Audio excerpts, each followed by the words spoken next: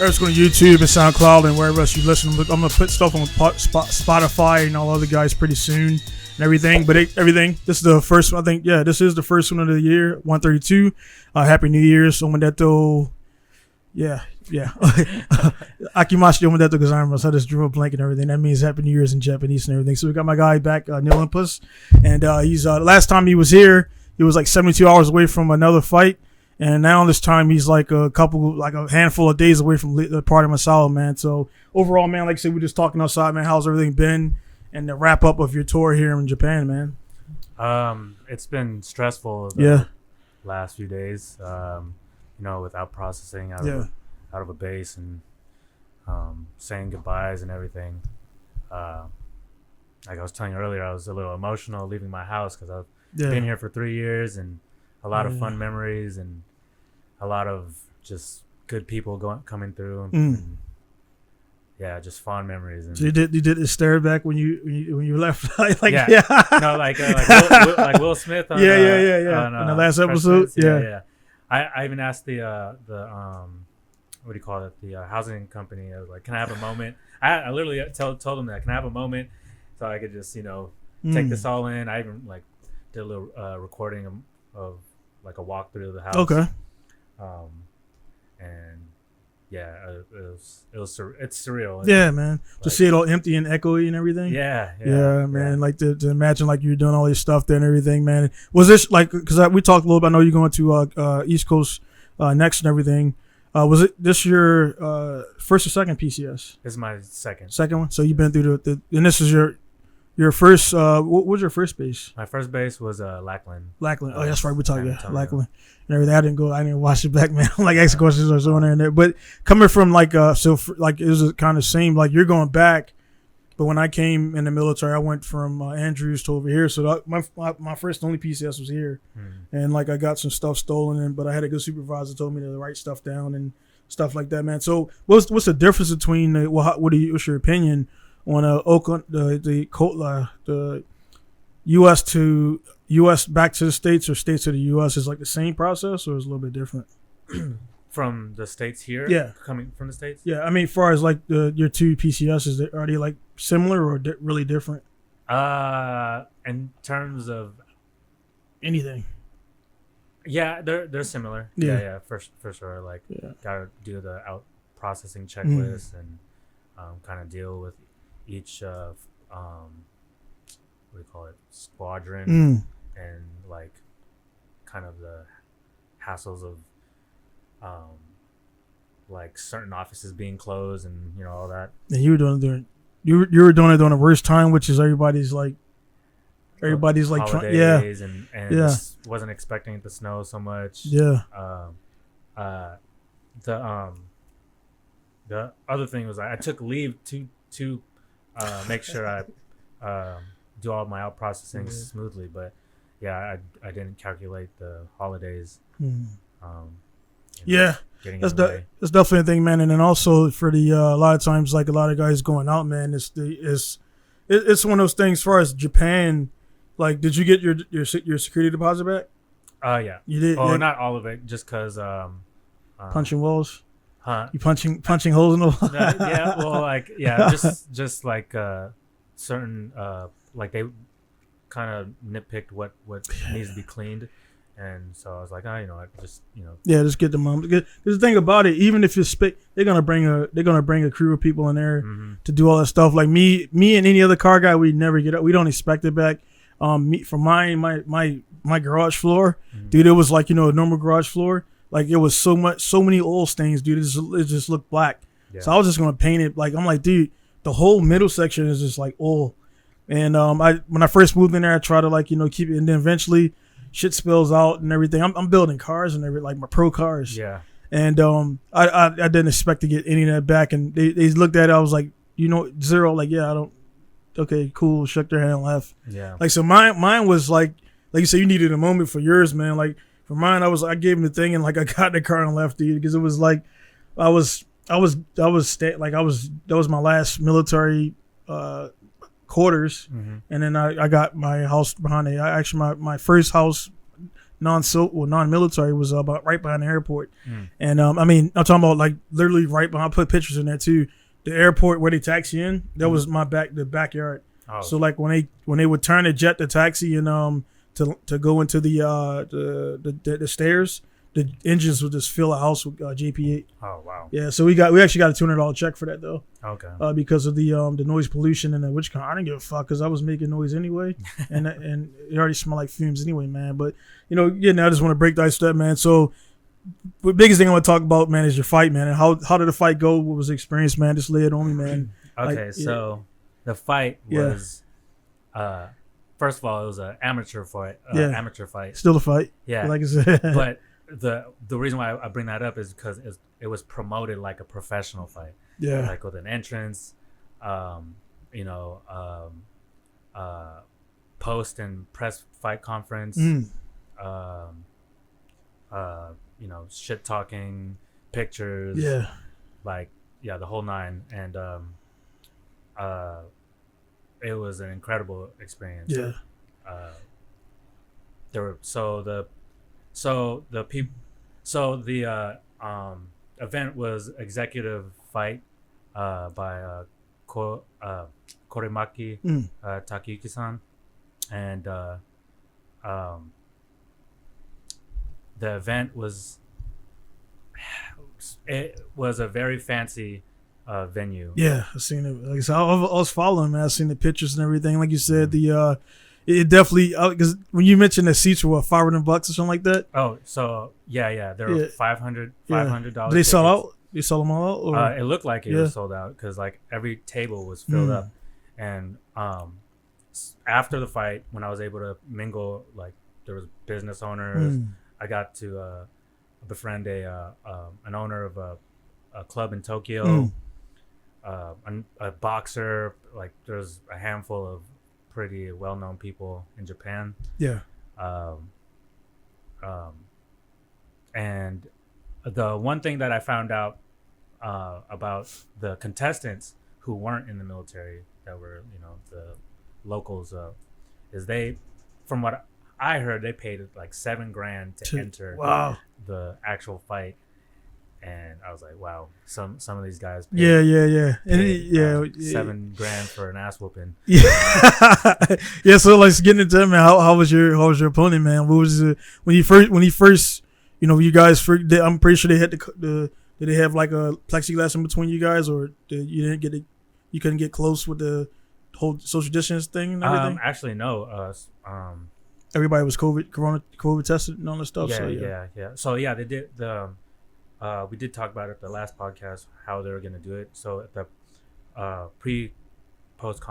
pre-conference press conference, they did the COVID testing before we left the room. Okay. Which was kind of weird still. But. Yeah, it was. I'm pretty sure it's probably the antigen one because that's like the one you get pretty much like right there on the spot. Mm-hmm. And I almost got screwed with that flying back to the States. That's the whole flying back from the States to Japan. But yeah, man. So like you got that. So you all like, what was the process for like warming up? And did you have like was there like a floating coach or something like that around, or did you got? So how did that work out for everything? Yeah. So there was our coach Keita, and then my teammates would help like when they could, but they had to get ready for their fights too. And then there was a floating coach. Forgot his name, but he would help hold pads and actually one of Kohi Ruimaki's proteges, Kyosuke. He helped me wrap my hands, and then it was a lot. The what is it called? The green room. Where everyone prepares. Everyone was just like in their own zone, and then hitting pads or whatever they needed to do. Because it was like high profile people. There was like random people coming in and recording and doing YouTube videos. So I'm gonna say, is there any media? Because I know it was like kind of a pay-per-view or the online kind of thing with the streaming. So was there any has there been any media on YouTube and stuff after the fact, or are they still? Yes. Yeah. Okay. Yeah. I'll find someone to mix it in, man. Okay. Yeah. I'll send you the link. Yeah, man. But yeah, they sent it out, and it was pretty cool, like seeing my entrance and everything. I had to rep my hometown and like come out with a Bay Area song. So yeah. As far as the fight itself, I went up against a dentist. Yeah. And I actually lost. Yeah. Yeah, I lost, but compared to my first amateur fight, I did a lot better. Even though I hurt myself with I hurt my foot with the first kick I threw in the fight. Literally, with the cat check. He didn't even check it. I just I caught the inside of his knee with my foot instead of my shin, and I threw a pretty hard kick, and it just didn't feel right afterwards. I threw a few kicks after just to test it out, but I think it was just my adrenaline where I didn't feel it right away. But I could tell like I couldn't really like throw good quality kicks. So what was the like outcome? Was it the disappoints or? Yeah, I don't know how the scoring went. Yeah. He won both rounds, but I personally don't think he won the second round. And a bunch of people that watched the fight told me that I won the second round. In the first round, he threw a lot of punches and kicks, and he was throwing 100% into all of it. I wouldn't say they were hard, but I know that he was putting a lot of energy into it. And I wasn't defending really well. And then my foot was hurt. And once I realized I had to use boxing, that's when it kind of clicked and turned around, in my opinion. In the second round, the reason why I think I won is because I feel like I had more significant shots. He was throwing a lot of punches and kicks, but nothing that was phasing me, in my opinion. Like, he was catching me, but it wasn't like, oh, I'm in trouble. Right. There was a few times. There was one like right hook that I clocked him pretty good, and then before the end of the second round, I caught him, and I could tell his energy was withering. Right. And I honestly think if the rounds were a little longer, I was also gonna say if there was you kind of doing an Nate Diaz thing. If there was 10 rounds, you're not gonna beat Nate Diaz. Yeah. You beat him in the first 6 or 5, but you're not gonna beat him after that, man. But so like you got that and everything. So it was the stipulations was two. How many minutes? It was like 2 minutes, 2 or 3 minutes. Wow. Yeah. So it was like it was a fast. So how many matches overall? I think 10, maybe 12. That's pretty standard. And they're all on the stream. Yeah, they're all on the stream. Yeah, because the thing about, and with that, man, too, like you kind of capped it off too with that. You saying like they pay $7K, they're gonna kind of make it has to be like you gotta remove all doubts, because I mean to those dudes, that's like that guy, the guy want to fight now, he can boast about that around the dental office or whatever. You know how the people do that stuff, man, and use it for marketing and stuff like that. So they're like, yeah, we'll unless you get totally like knocked out, like we'll make sure you win. Because I've been in I did one which didn't really matter. I mean, it wasn't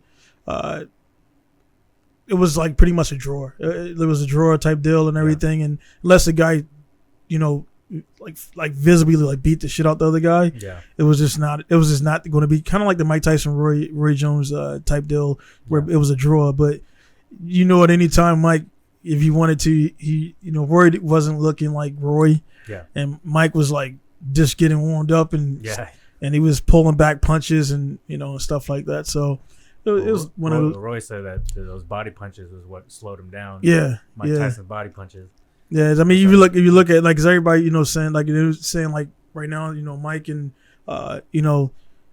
he's in that league of like the Herschel Walkers and guys who are older and they still got it. Mm-hmm. And then like now they were talking about, you know, people were bringing up Evander, and it's like, dude, you see what happened? Yeah, with Evander and goddamn Vitor. Mm-hmm. Story with Vitor anyway, but whatever. You know what I mean? Still Vitor. And if Vitor did that to Evander, dude, what do you think Mike's gonna do? Like that? That's a whole Mike's psyche is totally different. Yeah. Than now, man. And I know you meant like one thing I want to definitely talk with you about, man, because you mentioned like you know, how Tupac is your influence and stuff like that, and of course, you know, the correlation between Mike and Tupac and the whole, you know, Tupac last minutes was, you know, Mike type of at the fights in Vegas. Yep. And stuff like that, and that was actually the reason why that was you know, kind of significant. As I was just watching the documentary, I didn't finish it. It started to get kind of irritating to me because the way the narration was going, where they were trying to you probably seen it was on I think it was on Netflix or I think Stars. It's like new stuff came out about Pac and they were going around. Did you see that one yet? I know I haven't. It's on Stars. Okay. Stars, which is one of the 1,000 streaming networks or whatever. You know, Stars is a cable channel. Yeah. But yeah, it's a thing on there. If you look it up, it's probably on YouTube already. Okay. And it's just this guy who's a lawyer, and it just this production is very it's cool stuff, but the production is just kind of you don't feel it feels like staged. Like, hey, say that again type of thing. Yeah, I haven't even watched the All Eyes on Me film. I can't. For me, I can't watch it because like, I feel like with him gone, his mom passing away too. Like, there's no one to really check it. Yeah, and defend the real story. You know. Yeah, so. Man. And then I mean, like I said, the biggest, the kind of correlation or closest to that, you know, I'm from Baltimore, and of course, you know, Pac did the whole school. Yeah, with the art school. Yeah, and then Jade, and like I drove by that place. I mean, like at least twice a week, man. Like when my mom was working in downtown, it's like, you know, it's right in a weird place of downtown. Yeah, that's crazy. And it looks like it's just right out. It's just cut out of the corner and everything, and it's bigger than that than it looks. But I never had. I mean, you don't really, unless you're getting selected to go there, there's no reason for you to even be down there. Oh, so nobody really, they don't have a football team, and they're just there for arts and everything. So yeah, they did that in Jada, and that, you know, and the whole thing with them and her and Will, they actually have a place in Maryland. They got a place out there or whatever, so people will see them out and about. Oh, wow. So yeah, it's pretty, you know, that was pretty cool, and to have that, man. So like, I mean, as far as that, man, just because I mean, the fight stuff was the fight stuff and everything, man. I didn't want to bore not bore the people, but the fighting is one of those things where like it's you got to participate in it and do it, like just watching or listening about it. Like it just kind of, you know, gets mundane and stuff like that, man. But anyway, before we get off of that, man, definitely, I mean, on the fight stuff, like, so are you gonna look at taking any in the States or? Yeah, I've already contacted someone, at least in jiu-jitsu. I was looking around for boxing and like striking, but in South Carolina, right? Shaw. Cannon. Cannon. Yeah. Cannon. Damn. Yeah. Way off, man. Yeah. There's Clovis. Where's Cannon at? It's in Clovis, New Mexico. And oh shit, man! I have a bad deal. I met somebody else that one of my good customers actually is leaving tomorrow morning. He's going to whatever the one is in Carolina. My bad. Okay. I just talked to him. That's why I was in my mind and everything. So you're going to Cannon. So you said it's Mexico, right? Yep. New Mexico. So I mean that is, you know, it's a, you know, I know it's gyms over there for sure. It's definitely gyms. I mean, you look at Wichcombe, your guy John Jones. Well, he's no longer at the Jackson Wink gym anymore. But you know, they down there and everything. And I'm, you know, with their stuff, I'm pretty sure gyms like that and the American Top Team, AK, and all those guys, like they get a lot. Like they got people think they're gonna sign up there and like work with the pros. And there was like stories of some fighters not liking being mixed in with, like, you know, randoms and everything. But so those guys train on totally different waves, and the gym is generally locked out and stuff like that. So I'm pretty sure you'll be able, I mean, I know you'll be able to find something out there, man. So you're already talking to. So you're looking at like doing memberships or just like kind of floating around as. I think I'll be floating around. I know as soon as my foot's like 100%, Mm-hmm. I'm gonna be out running again, and I'm gonna stay training, whether it is martial arts or just staying in shape. As far as competing, time will tell. Yeah. I'm right now. I'm taking it easy. Yeah. Yeah, definitely want to do that, man. 'Cause you want to make sure stuff heal, man. That's one of for me, man. Is I've been away from grappling and everything, man. But like when you're actually in it, man, you don't realize a lot of those. Like I mean, or even still right now, like my pinky toes, I can like literally just dislocate them. Like they've been like kind of dislocated so many times. If I just take it and pull it, it just kind of goes to the side. So I mean, it's still there, but it's just been because the pinky toe is not really doesn't really do much. Yeah, you don't really. And the bone is just so it breaks all the time. And in my big toes, they actually have like I don't need to tape them no more if I don't want to. I still tape them, but they have like this hard shell on it now. And that's just like the guys kick all the time. They just built that endurance up, and the dudes with the cauliflower ear is just it's just one of those things, man. It just over time, like a Muay Thai guy shins is way harder than a normal average dude. Right. Kick straight through them, snap their femur and everything. And like I said, that's the biggest thing, man. Like I say, win, lose, or draw.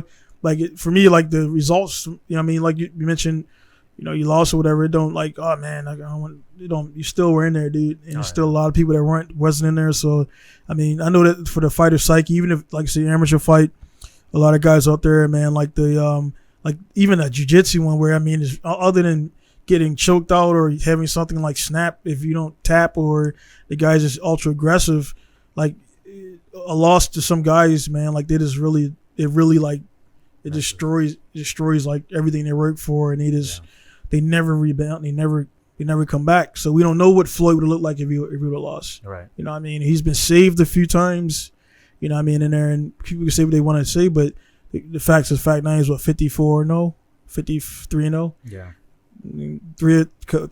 Two or three of those were asterisks. Yeah. You know what I mean? So it was still, still wins, but he fought the tension dude who, it felt bad for him, man, because people didn't know who he was and how good he is. And he just got overshadowed by Floyd's thing and everything. So you knew the tension guy? Yeah, man, that dude's like fucking top. Like he's pretty much I think number 1 or 2 or something like that. Yeah. So he was just I seen him on a show the other day. That's why it just was in my mind and everything. And guys just like thought it was some random Japanese cat. Like nah, bro, he's the dude, man, over here. So and that's the cool thing, man. Is like you're the dude, like in your and that's why the whole UFC thing when the world champ like. They got people from around the world, but it ain't really, it ain't really a worldwide thing. I mean, if you know what I'm saying though, it's not. It's just like when they say the World Series, like it's only Americans. It's just guys from Dominican Republic. Okay, it makes it the world. It's not the world, man. You know what I mean? So they come over here and get smoked by these Japanese teams. Yeah, they're on a whole different. They training and the efficiency. And I learned really quickly, man, like the size over here really doesn't matter. Doesn't matter, man, because those dudes look scrawny, man, and like they're like fucking ragdolling with proper technique, and they just train in it. The thing is, with us, we and it's not a bad thing because I like being good at a lot of different things, man. They just kind of they just kickbox, they just judo, they just wrestle.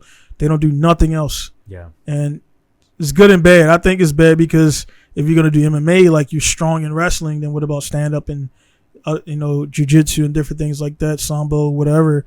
And I think that's just the Japanese mindset. But as a result, though, when they're good in, they're really fucking good in it, and you're not gonna. It's gonna be hard to just walk in there with 3 weeks of training. Yep. And do you remember Kyosuke? Yeah. And his judo is like ridiculous. Yeah, we never like he when he came around. We were like it was Rick and them were kind of still here, and we were mostly in the small aerobics room, and then like I wasn't really I only did maybe 4 or 5 rolling sessions like ever in the main gym, because around that time, man, my business started picking up and everything, and but yeah, he was around, and then I know him and Akano knew each other, then God damn, I forgot his name, man. He's he's a black belt in jiu-jitsu and judo. He trained over at the middle school. Oh, okay, yeah. So their whole guys, they all would do that. Only thing, I didn't, and he's not the only one that did it, is they would wear their judo black when they did jiu-jitsu. Mm-hmm. And they weren't, they were good at jiu-jitsu, but it's just like kind of like it's just like if I walked into judo school with a purple belt, they like take that shit off, put a white belt on. So, and it's just one of those things, I kind of personally, I didn't, because people would think like, they would get, they would see the black belt and they wouldn't want to roll with him, and they would give him like that. So other guys would get anxiety. We would roll a couple of times and everything, and he submit me, I submit him, wasn't a big deal. But some guys didn't know, they think it's a jiu-jitsu black, and then that'll change the dynamic. And once you get over it, the whole color stuff, because to me it doesn't matter, because I submitted blacks in my first weeks of jiu-jitsu based off of athleticism and just being bigger. Mm-hmm. But this was practice though. It wasn't, I didn't submit a black belt in a tournament, so it doesn't matter. So it goes by that way and everything, man. So getting back to the States, man, like you said, once you get there, get the stuff all sorted, man, I'm pretty sure you'll be good to go, man. So other than that, man, like what else are you looking towards going back outside of the military stuff and whatever, man? What's your one of your primary goals there? I definitely want to save more money. I spent a good amount of money here in Japan just enjoying the sights and food and having a good time out here. So that's part of my plan. I want to see my family. Yeah. Like I haven't been back in the States for 3 years, and that was pre-COVID. And I always hear like how different travel is and how different just walking into a restaurant is. So I'm not looking forward to that portion, but definitely seeing my family and close friends, being around us, like a really supporting environment. One of my friends that was stationed here, I was stationed in New Mexico, and I'm gonna go move in with him. Okay. It's gonna help me save money and save him cash too. Rent and everything. Yeah. And then I get to hang out with my homie again. What else? The food. Yeah. I miss Mexican food. Yeah. Latin So food. what you're saying is the teas and the mics or whatever it is not. Yes. Yeah. It, like it feels. I don't know. It feels. It's just crazy, not. It's just not exactly, it. Yeah, it's not it. It's not home. Yeah, so it's almost like, because some of those people, man, I see them on base, man. It's funny, man. I know there's Olympia person on base, and before them there was the other guy, man. Like he was a car guy, and he was called Masao Olympia was the name of it. Man, this dude, man, was just selling Olympia like crack, man. Like he was just dudes. Familiar. Huh? Yeah, this was a while. This was way before you though. There's somebody doing it right now. I think another Filipino person, but this guy, man, like he was not only doing base, man, but people found out about it off base, and like, dude, he would be at work just rolling lumpia, and then like he would run home and cook it or whatever, and then like he would have like it was like the little white trays, styrofoam, and they would just be lined up in there, and like I'm like, dude, how much? They think he was doing like the whole box for $10. Wow. I'm like, that's a lot. So like, how much does it cost to make? I guess it was cheap to make them. Yeah. Then like, it's not that much and everything. But yeah, man. So like, I see a lot of I was buying cookies from one person to their PCS, and their cookies were awesome. And I was like, what? It's just I'm like, I want white macadamia. She's like, all right, cool. They'll be ready tomorrow. I have to go in there and pick them up. Like fat kid type shit, man.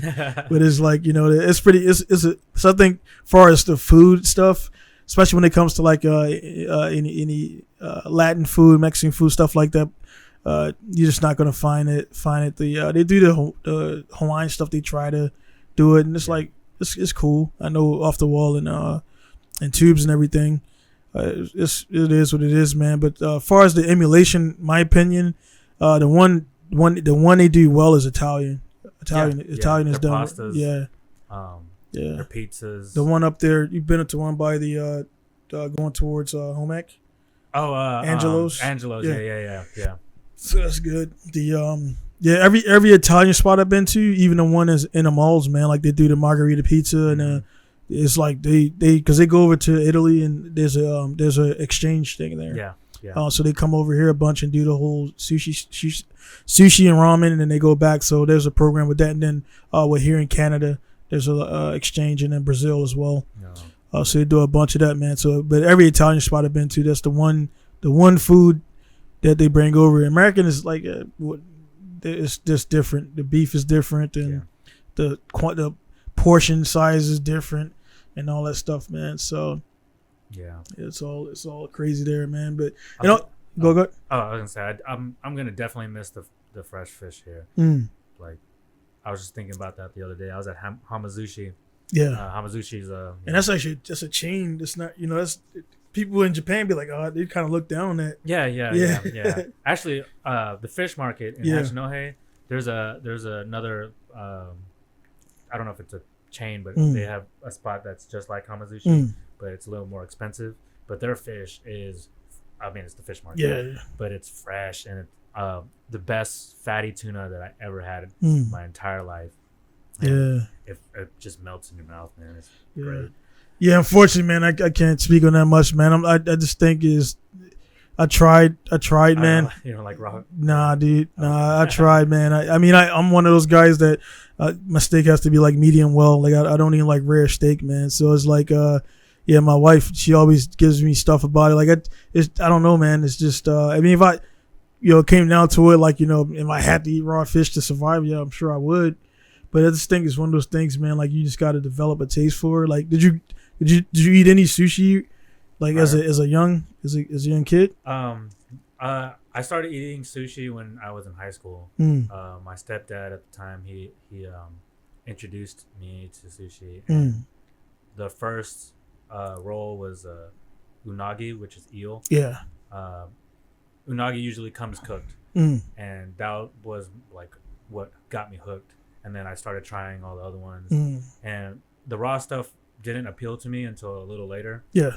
And then here, just kind of it's a good place because here it's done properly. Like in the States, I see it and it's like it looks all dressed up and like it just looks like they just make they make it about it's not even art because the actual thing. I'm pretty sure I heard of the one dude. Then it's the thing called Jiro. Jiro is like and you got like the reservation is like out the wall and it's just like a little seating thing like this, just him, and it's very intimate and everything. And that's like to do it how they do it, man, and present it how they present it. This art form in itself is kind of like making samurai swords. They make everything like an art here, but then that translates over into like the chain ones being like the chain ones, which is just like shooting it out. That's still like leaps and bounds better than like anybody in the States trying to implement or not implement it, but trying to reduplicate it. And they haven't been to Japan and studied under somebody, man. So it just, it's just pretty cool, man. So when I go there with Hama, I go there with my family before the twins were born, and I'm like a fucking kid, dude. I just get the tuna rolls or the tuna ones, and just regular tuna on rice and like the fucking cheese fries, man. Like I just and the ramen is the ramen is good. The little ramen they have there is good too. Yeah. So I get those, and my wife just goes crazy with the other stuff, man. I tried, man. I just even like salmon. Salmon is like my salmon is one of my favorite fishes next to lake trout. It's a fish we have in Baltimore, which is this huge white fish, and it's cheap. The salmon, man, I just like salmon. Yeah, like salmon is like my grilled salmon, lemon pepper, whatever. Yeah. That's like my favorite, man. But like I was like, all right, I like salmon a lot. It's totally different taste, like raw. Yeah.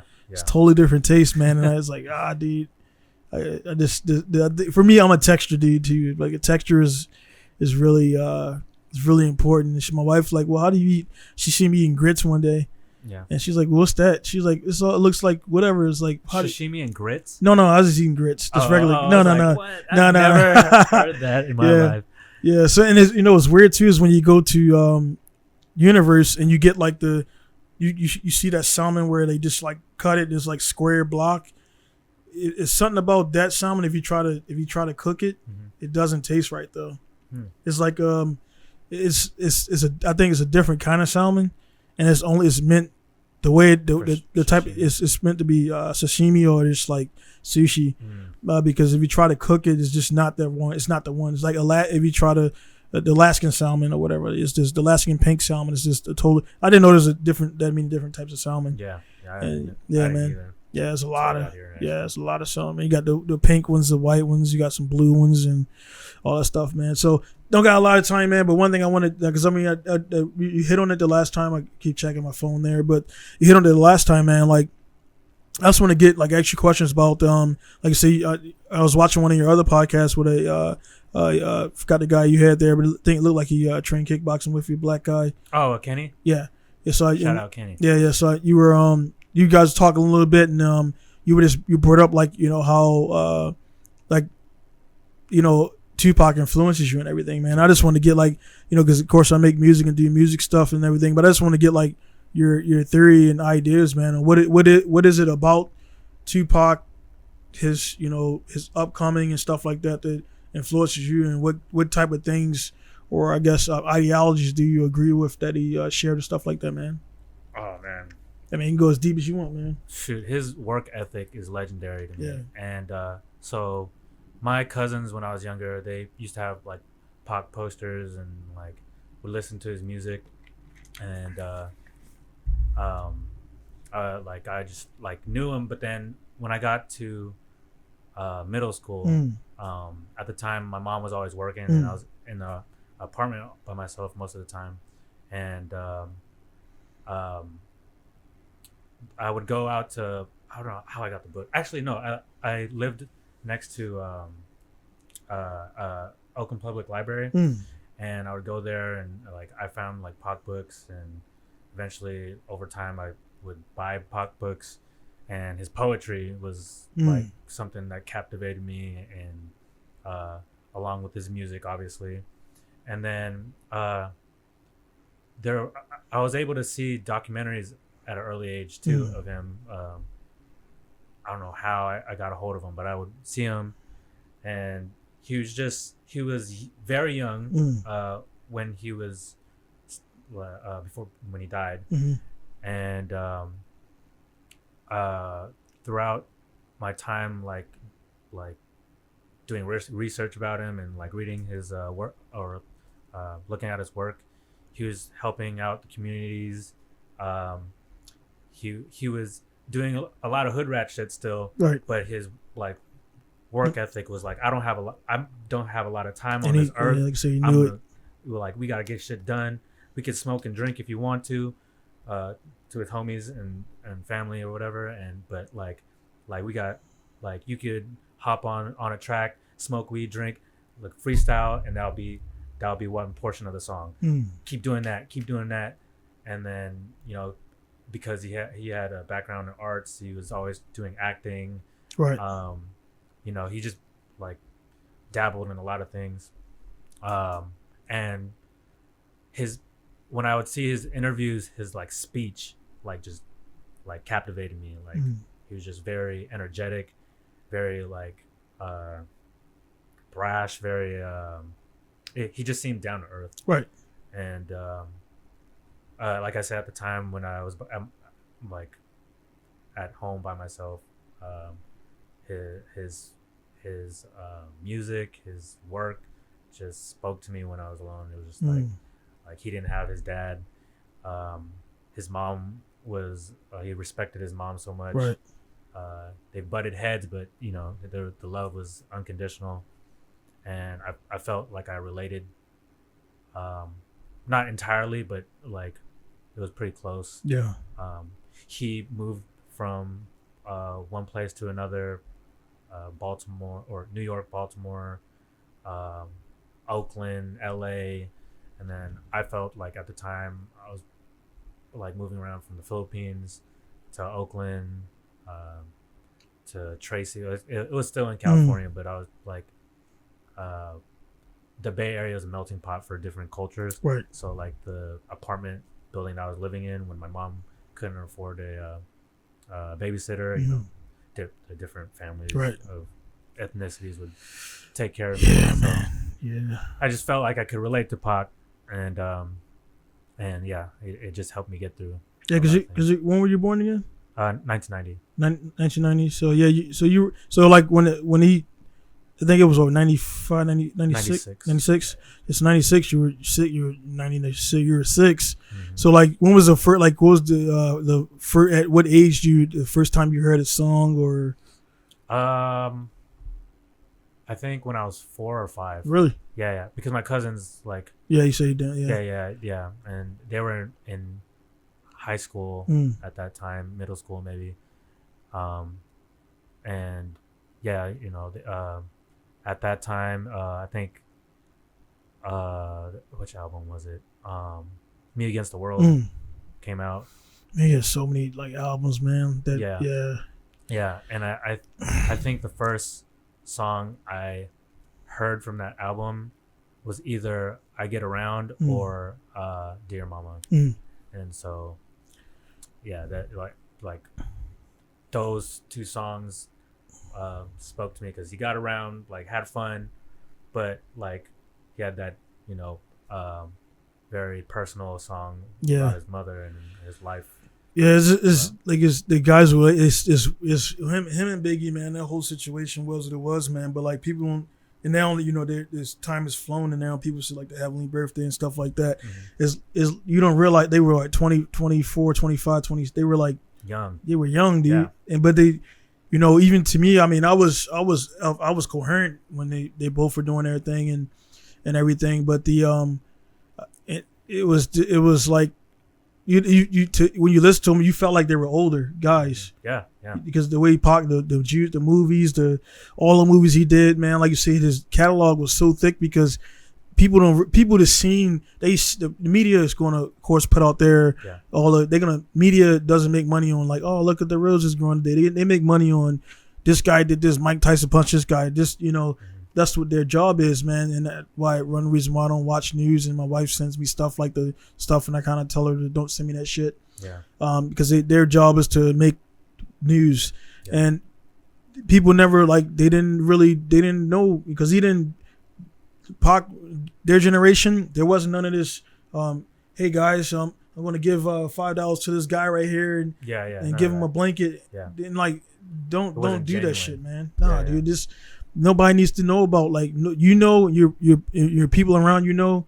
That's all you need. That's all is needed, man. There's so many guys now that man. You just do your thing, man. So that stuff was not even around back then, and like you said, they never talked about the amount of stuff they give away for Christmas, back to school stuff, and Pac is not the only guy. There's a lot of rappers, man, that do that, for the community, man. Some of them to a fault where they don't, they end up getting killed in the community they grew up in, man. The Nipsey ordeal, which he was doing great stuff for that community, man. And then some jealous dude or whatever the beef or whatever it was takes him out, and then the other guy, not too long ago, the Dolph guy, Young Dolph, Young Dolph, something like that. I actually don't even know. I mean, that's what I mean.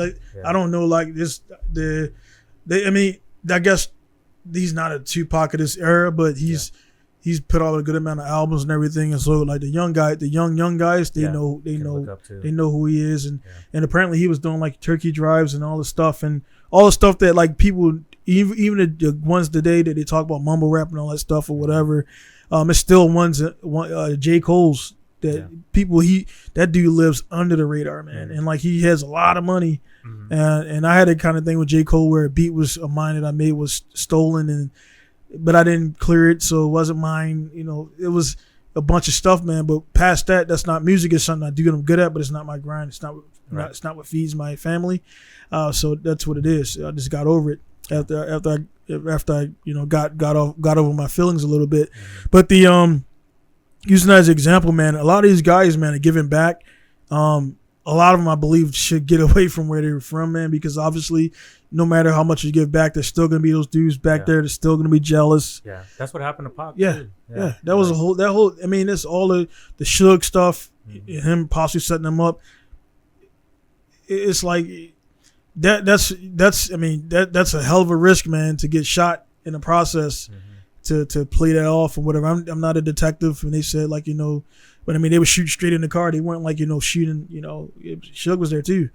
Yeah. So that's a and then the same thing with Puff, like the stuff coming up saying that he knew he was tipped off that there was guys coming there, shooters coming there, and he said whatever, blah blah blah, we're good. And that's going around and flying around, and a lot of guys like, yeah, do you know about it, and why did he get rid of all this stuff you hear in the industry.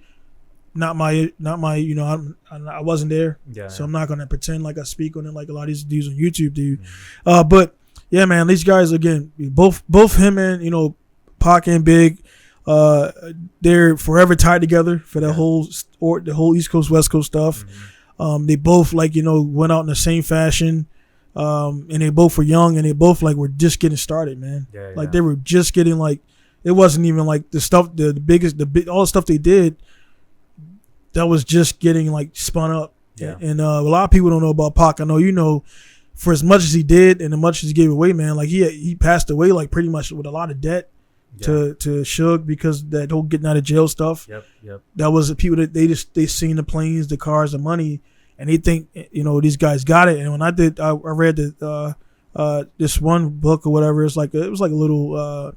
It actually was I read the transcript and then I watched it.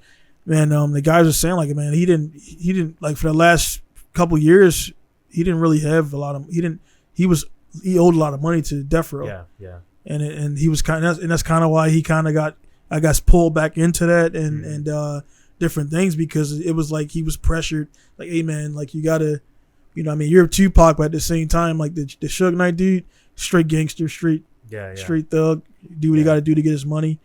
And pretty much just owned him, and I can only imagine what that feels like. You can't go and come as you please. You got to be in the studio doing this because he's saying, "Hey man, I need to get this money back." And stuff like that. So that bail. The bail and all that stuff, man. And then you look where Suge is; he's in jail for life. So it's that for whole a lot of reasons. For a lot. That whole thing. It's like Dre and Snoop are the survivors from the whole thing, man. And did you watch the Compton joint? No, I didn't. You didn't watch it? You don't. I haven't it's hard for me to watch any depictions, even if it was made by the people that were. It was still Hollywoodized. I kind of just like to have my thought and just keep it that way, and then kind of keep it to myself. Yeah. I watched it, man, because I never frolicked around Cali or whatever, man. I never been there, man. So Cali really intrigues me, man, because there's so many.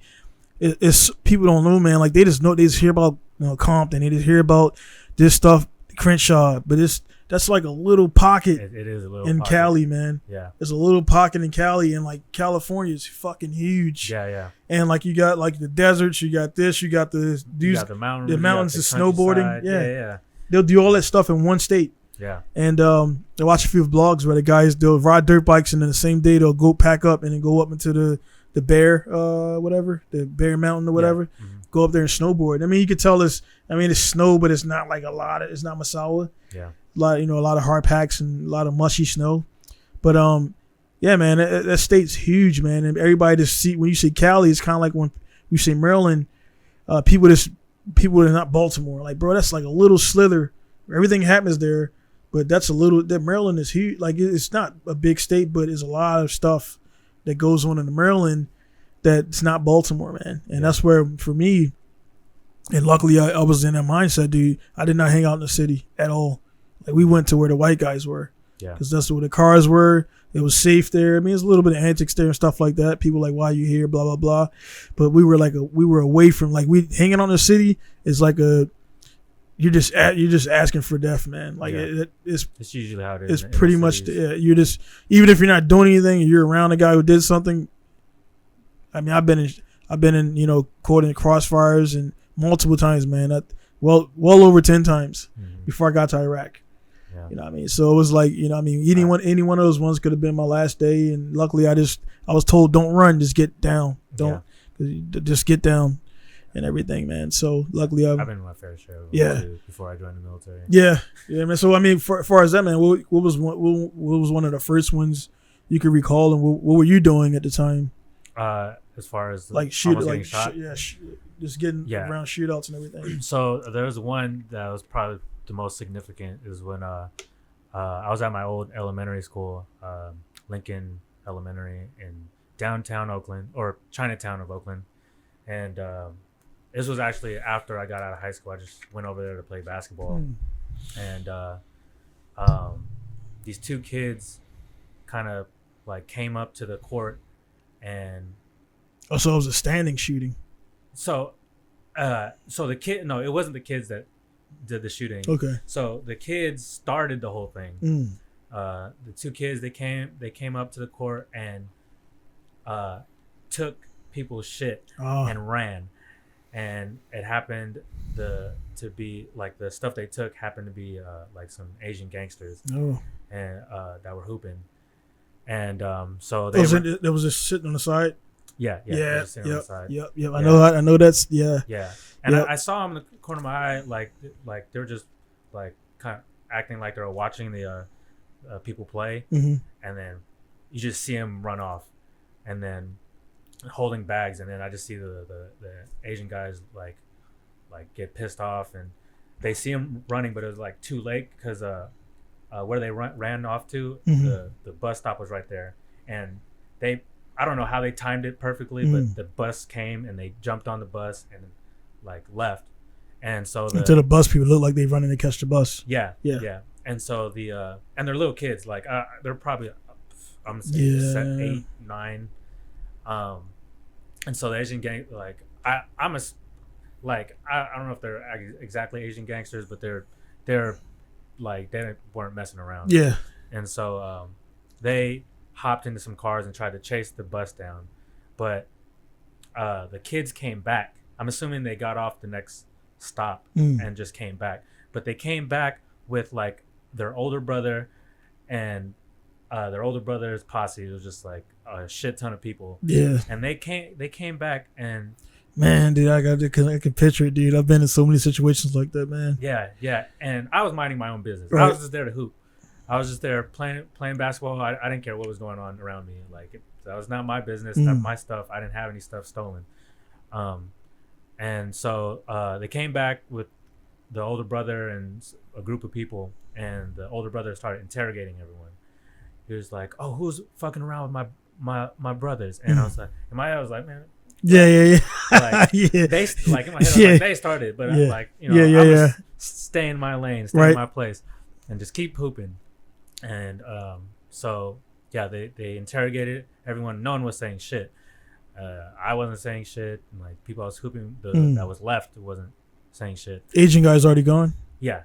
I mean, there was like the people I was playing with was a bunch of Asians. Right. But they're probably all looking for the kids. Yeah. But the kids came back, and I guess told their older brother that we were the ones messing with them, and so. Yeah, he like no one answered, and he was like, oh, "Okay, no one's gonna fucking answer," and all of a sudden I just see him pull his shirt up, and I see his shit right there, right between his waist, and as soon as I saw that, I knew he wasn't playing, and I just ran. That was the first thing I did. I wasn't gonna stay there. I just ran, and the direction I ran, it was like it's kind of hard to describe, but I ran into the main street. And at the time there was a old abandoned building with that was fenced off, and I ran in that direction because where I was living at the time was kind of like nearby, and I was just gonna run home, and all of a sudden, like I just hear gunshots, and I just hear a ricochet off the fence that I was running towards, but I didn't look back, but I could hear the gunshots, and then it stopped, but people started running after me. I didn't look back. I just kept going. I just kept fucking going. And I ended up not going to my house. I ended up going to a friend's house. And the exact day that it happened was De La Hoya versus Pacquiao. No shit. Because I remember it so vividly because when I ran into their house, they were watching the fight. And I was like looking out the window, panicking crazy, and shit. Dude. And they're like, "What the fuck? You're making a bunch of noise." And I was like, "Oh, dude, I got fucking shot at. They're like, this is like, I'm freaking out right now. And yeah, they're just like calm down and then just chill, watch the Yeah, you weren't. fight. You had nothing to do with it, man. It's so many people, man. Like, you know, and that's what really sucks, man. When people hear about these fatalities, man, it's not generally the dudes that are just like innocent standbyers, like innocent people. Like they had nothing. They were just playing basketball, had nothing to do with it.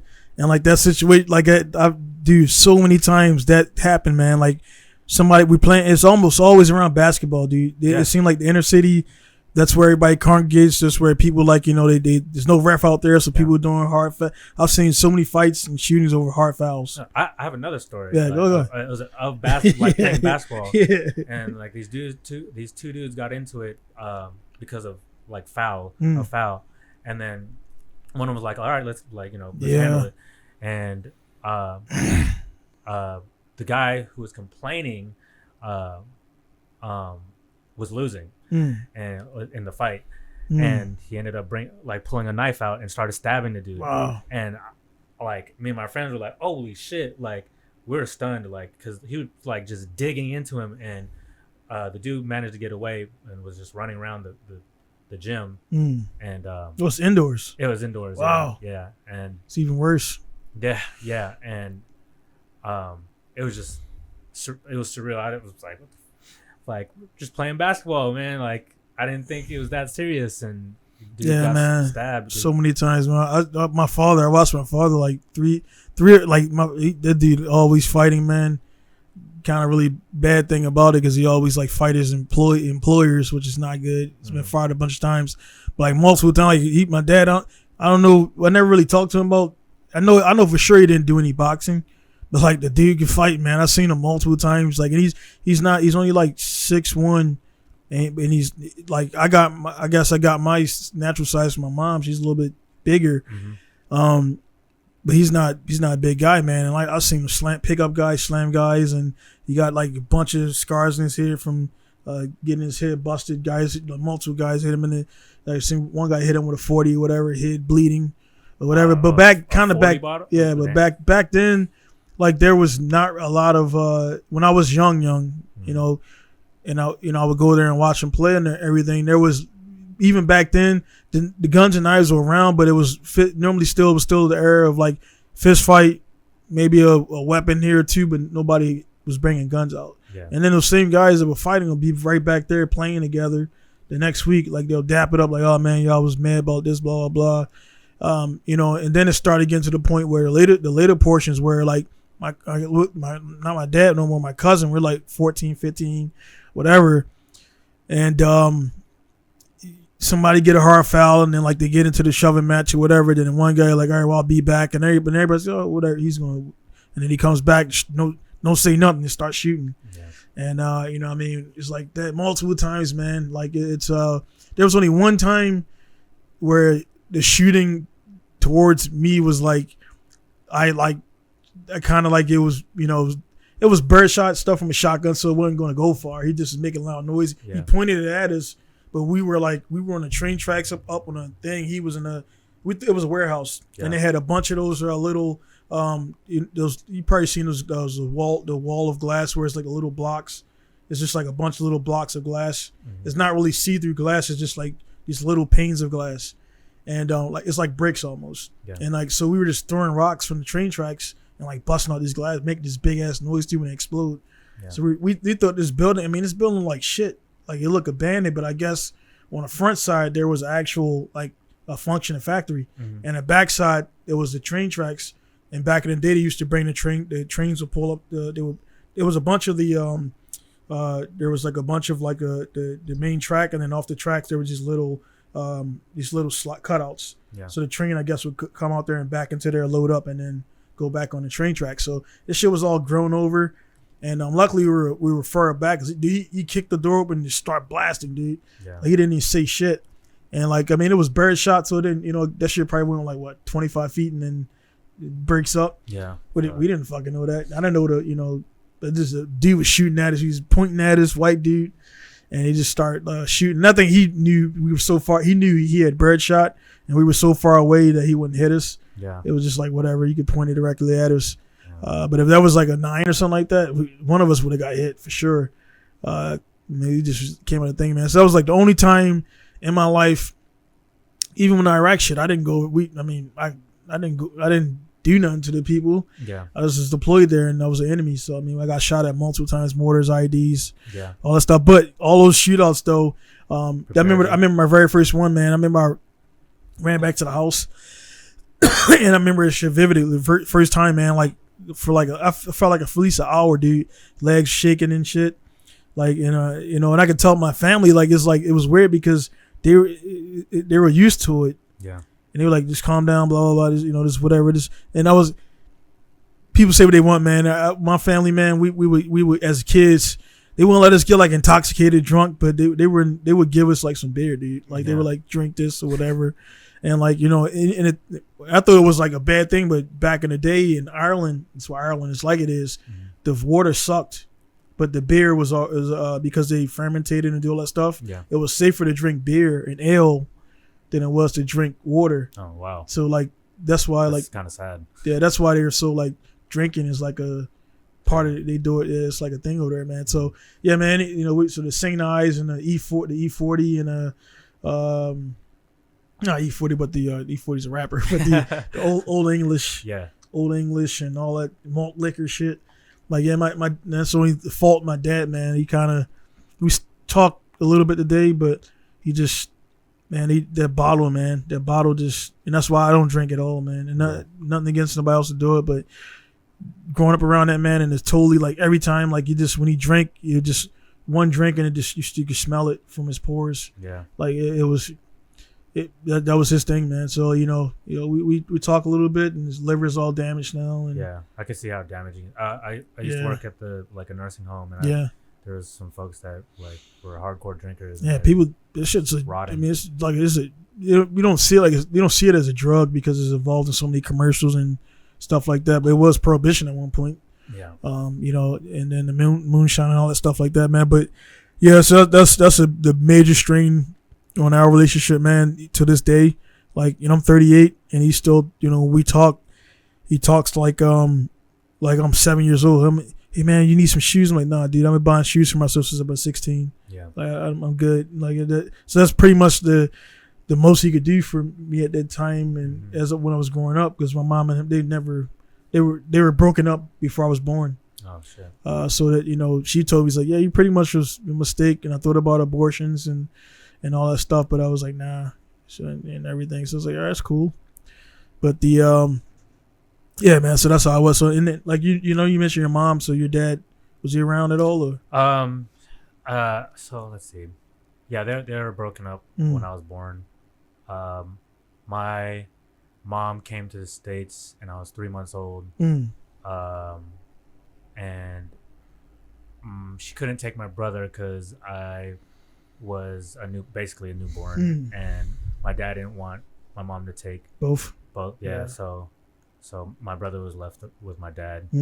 Have you met him, or? I got to meet him when I was a handful of times, but the last time I can really remember is when I was 6, and he died the year after. Oh, shit. Older? He was older, or? Older. How old was your brother? Your brother? Oh no, my dad died. Okay. Yeah, my dad. But my brother, he's a year older than me. But he's actually my brother's okay. Okay. It's my dad that passed away. Yeah. A year after I met him. Was that who you were talking about? Right? Yeah, I mean, I thought when you mentioned you said your brother, then you mentioned that he passed away. I didn't know if it was your brother or your dad. Oh, okay. My bad on that. Yeah. I got to meet my dad, and my dad passed away. A year. Yeah. Later. Yeah, man. That's that's one of those and he been not bugging me, man. I don't want to say it like that, but for mine, he's been kind of hitting me up. Well, he just found out about the damn Facebook, man. Like dude, I wouldn't be surprised if it start ringing now. Like he just he don't understand the time zone. Yeah. So he think he just same time. Yeah, it's the same time. So he hits me. I'm like, dude, you gotta stop doing that, man. Like we could talk, but it's like to be honest, man, it might sound like shit, man. It's like, dude, I'm like, I got so much going on. When every time I pick up the phone, it's the same shit, man. The same is. There's no evolution there. I'm like, dude, like I'm 38, and where I'm from, and I'm, you know, this is one of the reasons why I'm very comfortable in my skin, and why I talk to some people the way I do and stuff like that. And like, bro, I'm 38. I've done more stuff in my lifetime at 30 years old than some 65-year-olds have done, and where I'm from. Yeah, and it's, I mean, ridiculous amounts of things, man, accomplishments and all types of stuff, because it's just not normal. Yeah. It's not normal from Baltimore, man, to do that. And it was I give credit to my mom for moving us away from East Baltimore to West Baltimore, where it was a little less violent, still violent. But then we had one little point about 2 or 3 years where we had enough money to move out to the county. So the moving out there, man, was just like going from there, because I was go back and forth, getting a shootout, and then coming back to Greenwich, and it's all green, man. It's, you know, little deviants out there stealing from shit, but it's clean. It's like the shit you see on sitcoms, man. Like it's like to be out there and live out there, man. You know, and I would say I think it was maybe like broken and abandoned buildings and like. I mean, where we're in the county, it was just like all green, and it was just all all like clean and grass and. Oh, okay. Yeah, and then so we lived out there for about 3.5, maybe 4 years, and my brother under me was conceived there, and I got to meet. It was just like it was all you hear was birds chirping, man. Like that's it. Yeah. It was, and we did some stuff there and kid stuff and whatever, and I didn't actually steal anything. It was one white guy, man. His name was Dennis. It's called Dennis the Menace or whatever, and like he just was still like it was no cameras. So like a dude would just wear, like, it was back then when like the baggy clothes are really, really baggy. So he would like this bubble gum and Snickers. I would eat all this shit, but I didn't. I just go on like kind of look on a lookout. But the dude was just he came. I'm talking about stealing like the full packs of Twix, like the whole, not one, the whole 10 pack. Yeah, dude. So that was, you know, no, my bad. His name was his name was Mitchell. And his dad was bro. I went to his house one time, bro. It was just like it was condoms all over the fucking place. Because he just like had used or unopened, because he had every time I go there would be like these chicks. I think the dude was a porn star, man. I'm talking about, bro. Like it's like the house was clean, but it was his condoms like literally just everywhere, all over. I remember that shit vividly. All over the couch, all over the table, all over the floor. I'm thinking maybe that one time I went there, maybe he opened the shit up. It could. I'm like, it was just all over the fuck. They were all different colors and shit. And he's like, yeah, man, my dad's never here. And like, dude was just like a angry white kid, man. Yeah. But I hung out with him a bunch. But just doing that, man, but you know, being out there and being able to see that, I thought East Baltimore was life. That was all it was. And then when I got to see the grass, and that just changed for me, man. That was a changing thing, man. And I know for sure for you being in the military, man, like how was it when you left you were in Philippines, then you went over to Oakland or whatever, man? What was the first time that you got to a place and you were like, man, like you couldn't believe this was like Tracy, California. Yeah. I moved there when I was in high school. Yeah. Either the end of 8th grade or north or south. It's still north. Okay. It was just like an hour away from Oakland. It was just a suburb country area. It was more country at the time. It's more suburb now. But the significant thing that made me realize like I wasn't in Oakland anymore was the noise. Right. Like when I was so used to noise in Oakland, like bums talking in the middle of the night, the lights, honking horns, ambulance, just a busy lifestyle, busy and hectic, to countryside, dead silence at night. Right. And for I'd say maybe a week or a week and a half, I couldn't go to sleep like right away because I was like, why is it so quiet? Right. Like someone gonna pop up, you know. But scary movies become more scary. Yeah. And at the time, like my mom has been working hard like a majority of her life, and like a lot of the times I was at home, either by myself or at the time my mom's boyfriend or my grandmother, and like it was just quiet, Mm. and it was weird. Yeah, man, that definitely is a difference, man. It's like taking somebody from New York, Yeah. and then New York is another state too where people just think New York, the boroughs and Massachusetts, no, not Massachusetts, but Manhattan, Brooklyn. Yeah. People don't like the upstate New York is totally still New York, but Syracuse and everything is like I got lacrosse sticks all over the place, and that's upstate New York, man. People they're like, where is that? Connecticut? Like, no, it's New York. Like they just think when you say New York, you just picture that little like Times Square. Yeah, that little and it's like weird how people fixate on like landmark or a certain area of a place. Yeah. And they assume that's what it is, man. Because I didn't know Cali. I could start YouTube. I think I use YouTube for good stuff, man. Like just looking up stuff, and I didn't know California was like that diverse. Mm-hmm. Then I watched stuff on YouTube, like how each state got their name and stuff like that, and how influenced it is from Spain and all that. Yeah. Louisiana and the king names and all the different Maryland is actually. One of the queens or the whatever names or whatever, and it's like crazy, man. It's crazy to me that like a lot of people forget that a majority of the states used to be Mexico. Yeah. It's just the map was like it was like all of Texas and all that whole thing went up like this and then over, and then like there was the little north part and then like the little it was like literally 3 territories. Yep. And then it just started getting sliced up and whatever and everything, man. So it's like that's crazy, man. What my wife.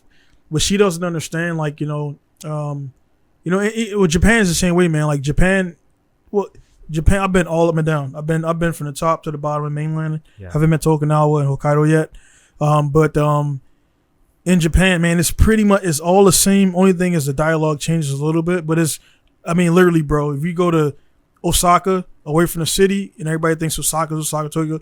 It's literally like it looks just like this. Yeah. Literally, it's the same color code. It's like being on a military base. It's beige and brown.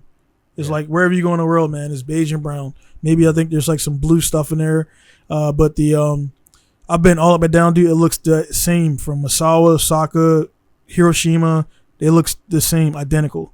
Yeah. Only thing that changes is like the little landmarks, like the Tokyo and different places, man. And then I was telling my wife, because we got 5 kids now, so we go back, it's going to be expensive to take 5 kids, and I don't want to take any young kids on the plane. So we kind of, fortunately, my grandma just passed away, so she didn't get to see the kids. Right. She didn't picture but fortunately she had Facebook, so she got to see videos, and it wasn't physical, but she got to see them, and she had to wait for any mail stuff. But I was like, in the States, man, it's not the States and everything. She got this idea that everything is just a mixture.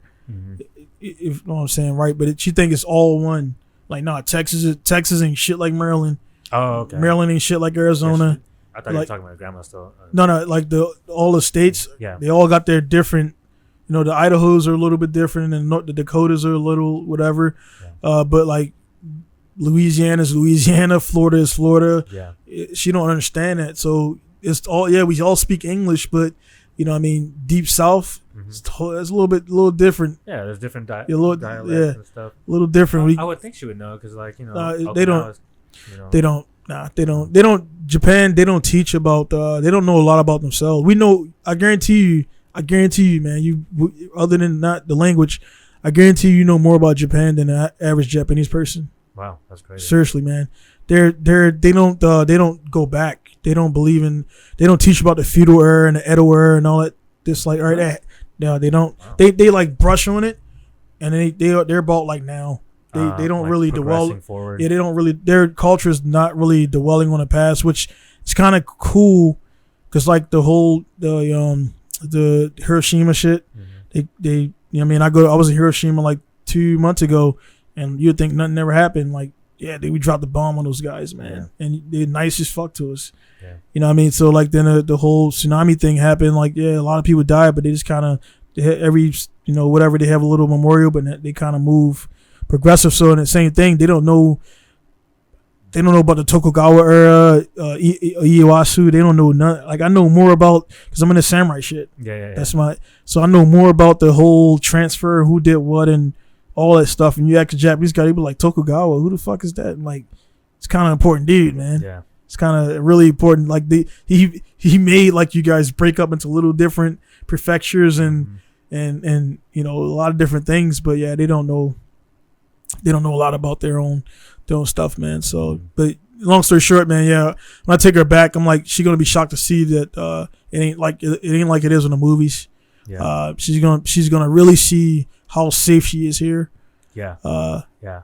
I tried it like with like close Japanese friends that I've made. Like, y'all have it good here. No idea. Y'all have it good here, man. Yeah. Like, you don't have to deal with so much ignorance and so much racism, so much just buffoonery.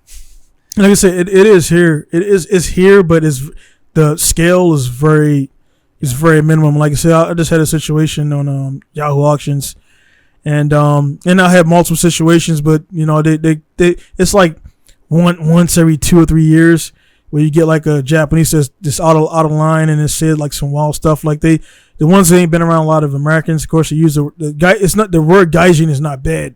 It just means foreigner, but the way they use it, it could be, you know. And I know enough Japanese to kind of like, hey man, what are you talking about? But then they get like shocked, like, oh fuck, he knows what I'm saying.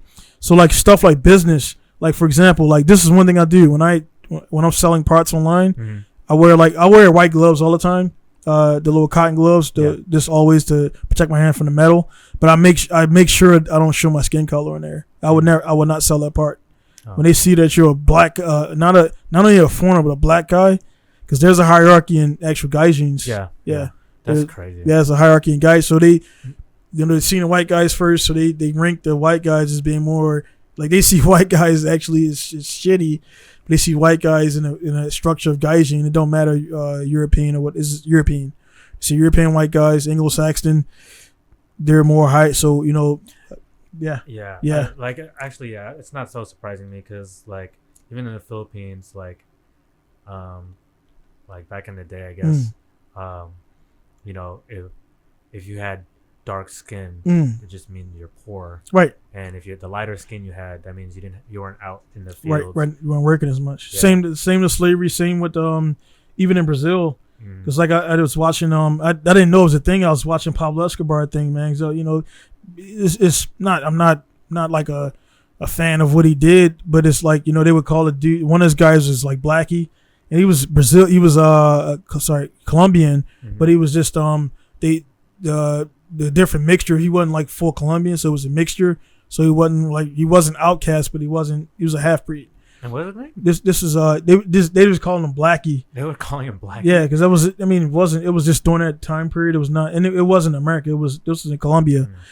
So like a lot of the whole Jamaica, the whole Spanish, you know, like people don't realize, man, how, you know, how mixed everything is, mixed up and everything, man. And then like I didn't realize in the Philippines, I was like, why is my guy?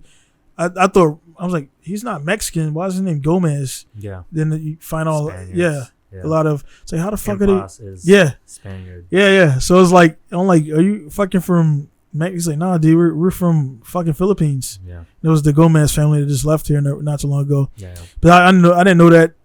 I actually looked it up because I was like 30 whatever at the time. And I was like, why the fuck is his name Gomez? I thought it would be like, you know, Philippines, some kind of name. And if that makes sense, man. But all that stuff, man, and being around the world, it allows me to be, when I can go to anywhere in Japan and be normal. I can feel comfortable. They get around gaijin and they just like kind of act weird. I'm like, dude, look, come on, let's sell apart. Let's be normal. And it's because I've been in I think the military, we actually get a benefit of that too, because I've been in Germany, I've been Iraq, Kuwait, all over. So we get to see multiple different cultures where they don't get to see nothing because Japanese are not big on travel, if you didn't know that, by the way. So within Japan. So I was dating I was on a website. She didn't want to catch the train to Misawa from Osaka, but and then like the next week she flew to Chicago. I'm like, she's like, yeah. I'm like, dude, that's Chicago. One is way farther than the other one. Yeah. And but she didn't. The whole concept of catching the train from Osaka to up here, because I was like, I can't take leave right now. But I was not really. She didn't know shit about military. I was like, I can't leave the area. I can't go. I can go 4 hours. Osaka's way further than that. And I was like, just catch the train up here. I'll pay for it. Blah blah blah. She's like, no, I don't want to do all that stuff and whatever. I'm like, cool. She was hot.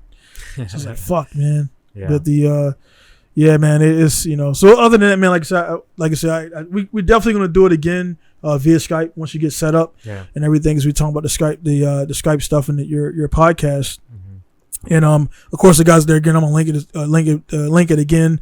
Eternal TV is yours and everything. Eternal TV. Yeah, so not done yet, but I'm just saying, like, guys, check it out. So if we get to this point, watch the first one, which I'll put in the first, hit the link and everything, and you can watch back and get his introduction, man. But like, I just wanted to on your the final thing from what was from your time here in Japan, man. You're about to leave. What was like? Is this something that you experienced here, man? That pushed growth was something that you experienced here that taught you something about yourself that you didn't know before you got here? Yes. There's so many. 3 years don't seem like a lot of time, man. But that's 365 times 3. I'm not good at math, but yeah, it went by fast. I don't know. I guess like my message to people that are just getting here and have a couple more years, like, give it a chance, man. Yeah, give it a chance. Yeah. Like, go out and just do stuff. My 3 years here, I went snowboarding for the first time. I went surfing for the first time. I've tried different foods for the first time. Went hiking to a whole bunch of different mountains. Actually, one of the most significant things is I actually had my first heartbreak ever. I'm 31 and my first heartbreak ever.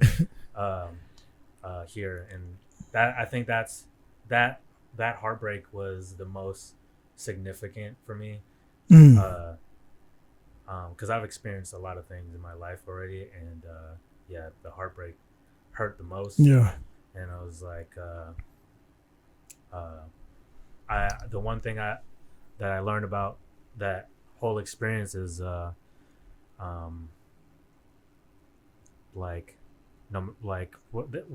it's cheesy, it's corny, but you can't really force a relationship.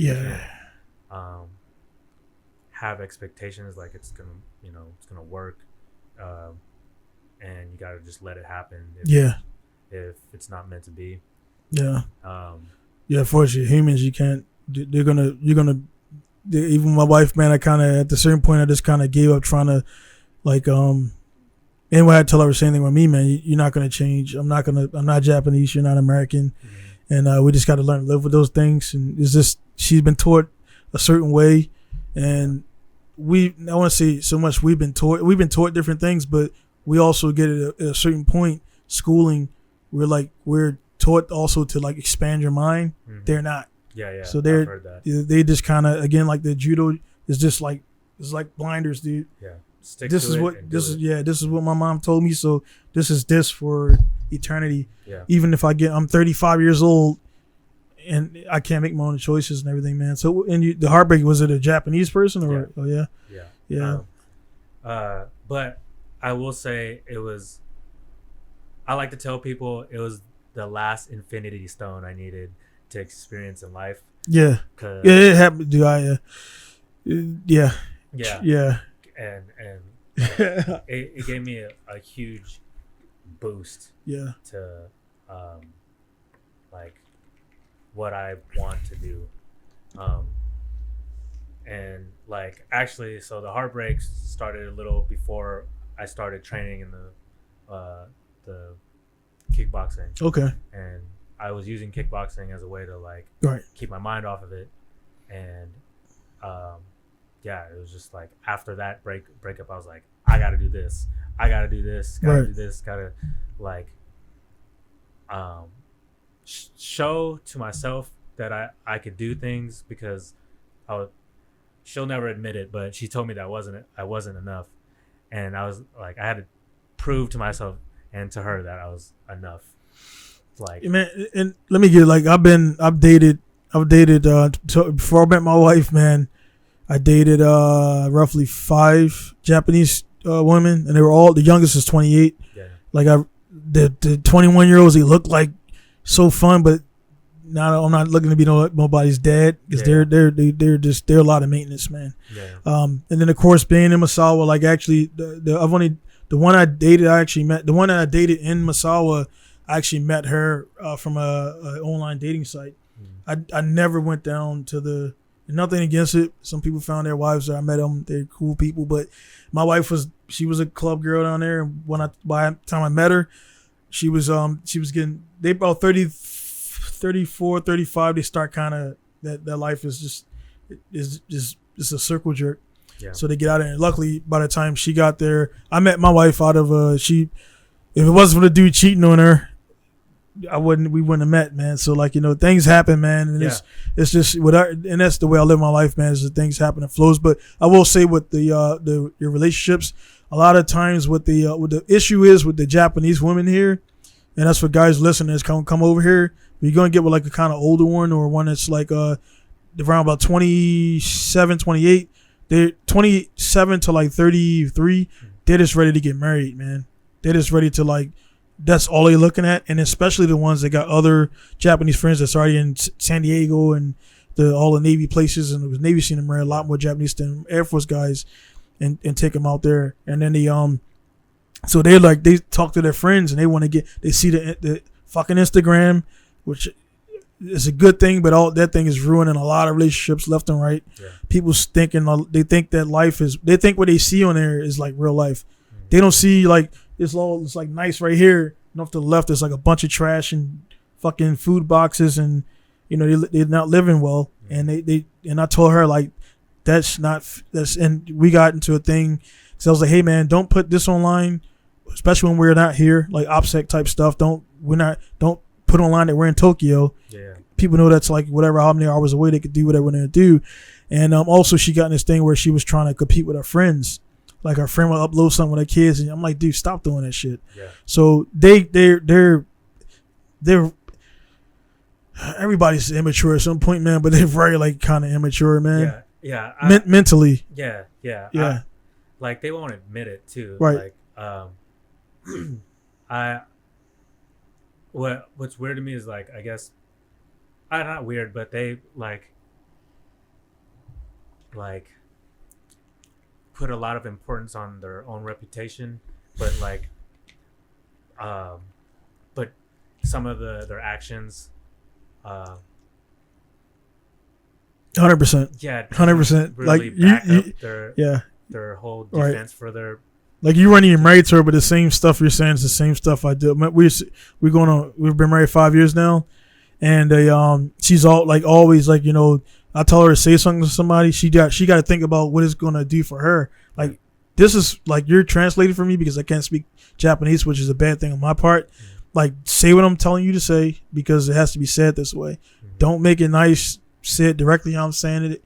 And so that's an issue we have, man. Where like I'll tell her to say something, and I'm like, hey, did you tell that guy what it is with the car that he paid for? I need it gone like next week. Yeah. And she's still thinking about how she want to say it. I'm like, dude, nah, dude. I said like last week to tell the dude, if you don't pick it up before the 20th, he's gonna pay you for storage. Yeah. Case closed. So they don't know how to, and they want to also, they're trying to do everything in one shot instead. Like a conversation is not one shot and then you don't have nothing to say back to me. It's like I'm gonna say what I gotta say. You're gonna say back until it's done. And I'm like, nah, dude. You tell them what it is, and then we'll get back to it. So it's kind of like I'm like, we both 38. Same. She's born in September 4th, 1984. No, 83. 83. She's 83. I'm March 83. Wow. So I'm older than her. I'm older than her and everything. So it's like it's crazy to have a wife. I mean, we like both grew up the same. Like we in two different parts of the world, and we're both growing up, and then we meet here in Misawa behind the airport. Yeah. It's like it's crazy how that works, man. And I grew up in church and all that stuff. When I got of age, I kind of I didn't want to go back. My decision or whatever.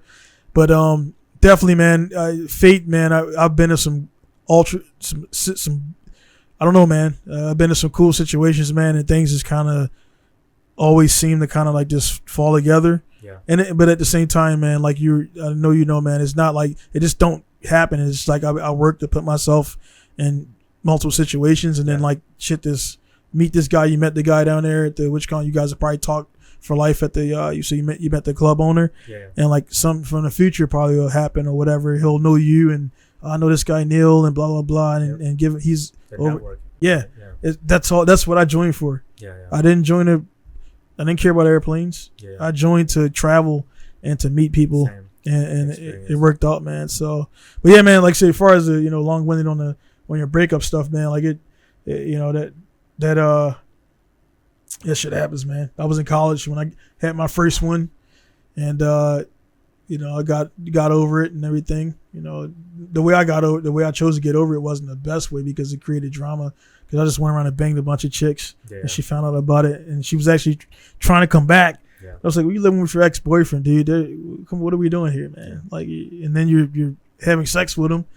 You know what I mean? It's like, then you're with me in school, so I'm like your school boyfriend, and he's like your home because she was in a situation where her mom was a shitbag, and this dude was like her. This dude was not only her boyfriend but her guardian.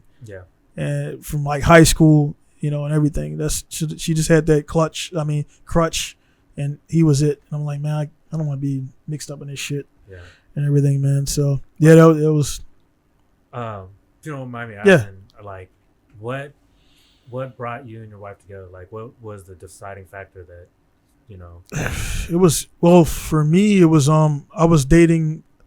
She was a nice girl, man, nice woman. She was about 30. When we called it done, she was already like 35, 36. I was like 30. 32, 33, maybe 34. And again, like I said, a house behind the airport, fate. I got the house there, and the chick next door to me, across from me, was a snack girl. Right. And she was friendly, whatever, kind of, at the time, kind of cute, but as now, she kind of fell down. And I would notice my wife. I actually seen my wife like 4 times before. I was like, damn, she looks like nice, man. Like, one thing I tell her, like, dude, she got like a nice ass, man. And like she thinks, and she says it's fat. I'm like, nah, dude, that's cool. I'm like, that straight up and down stick figure shit. Like, that's not. It's not what I like. It's not what I like. And the guys were the American. It needs some meat, dude. I've been with a few stick figures. I'm like, that's not cool, dude. You grabbing like her hip bone is like sticking out, whatever. But yeah, man. So I seen her a couple times, and I'm like, I asked the last time I seen her. She had a van, and I asked her about it. She said, "Oh, she had a boyfriend." And then the next time I seen it, she had a red Evo. It's actually outside. It's pink now, and I was like, "Dude, who the fuck is that?" She said, "Oh, it's the same. She got whatever." The reason she got in the car, the dude, she broke up the dude, and the car for her was the get over and everything. So she just got a loan and got the Evo, which I just actually helped finish paying it off for and everything, and she hit me online, social media, working again. The friend hit me online and said, hey, she's broken up now, her boyfriend cheated on her, blah, blah, blah. Fiance, actually, cheated on her, and she's available now. So I was like, all right, cool, send her over. And that's pretty much what I said. So like the next day she came over, man, and it was cool, man. It just kind of clicked, and she spoke a little English. She was in a car, so when she seen my garage, she was like, oh shit, like she thought, because everybody she dated before was in the cars. I was building cars. Like the picture right there, that was when she met me. That car was like shell. There was just nothing in it. And then she was watching me kind of build it and everything. Our first date, it was snowing. It was wintertime, so I took her out, and I showed. Well, I didn't let her drift, but I showed her how to drift in her car, and I also broke her clutch. And I knew it. I smelled it. I didn't know if this was gonna last, so I didn't. Key word for breaking cherry. No, yeah. So the clutch. She was already broken in, man. But she was I didn't know if this was gonna last, because I've been through a few before, so I didn't say nothing. I knew what I did. Her clutch was, you could smell the clutch burning, and so about a week later, she called me like, yeah, my car barely goes. Then I could drive to Amori to do this test or whatever. I'm like, oh, it's cool, this. Whatever, and then she brought it over. Did thing, you ever drove a slipping clutch where it revs all the way up and dude, it wasn't catching to 6,000 RPMs. Damn. So I was like, fuck, man, I was like, all right, go on the side. When we went out drifting, your clutch was normal clutch, not performance. And luckily, I was like, she started crying and shit. I'm like, just get the parts, because at the time we weren't dating, so I wasn't gonna buy the parts. Yeah. So I was like, I'll change the fucking thing. I did it in a day, by myself, 16 hours. I took leave and everything, so I changed her clutch, whatever. And she was looking all around the car. I'm like, dude, it's good. Like, it's still actually same one in there right now. And she was like, and then that like impressed, like she thought I was that impressed the shit out of her, man. Like that I fixed the car. Then at that time I met her brother, and she go, oh, arigato for fixing my sister's car, and blah blah blah. And her family, man. When I met her family, I'm like, man, I'm honestly looking at who I'm going to be dealing with if I marry this chick. And her brother was cool, sister was cool. Her mom does kimonos. Her grandmother, who passed away just after we met. I met her grandmother about a week or so before she passed. She was like 70, 80. She was up there. Yeah. I think older than that. But she had a nursing home. So their whole family, while a lot of their business I found out failed, they did have. So I'm like, damn, this is kind of cool.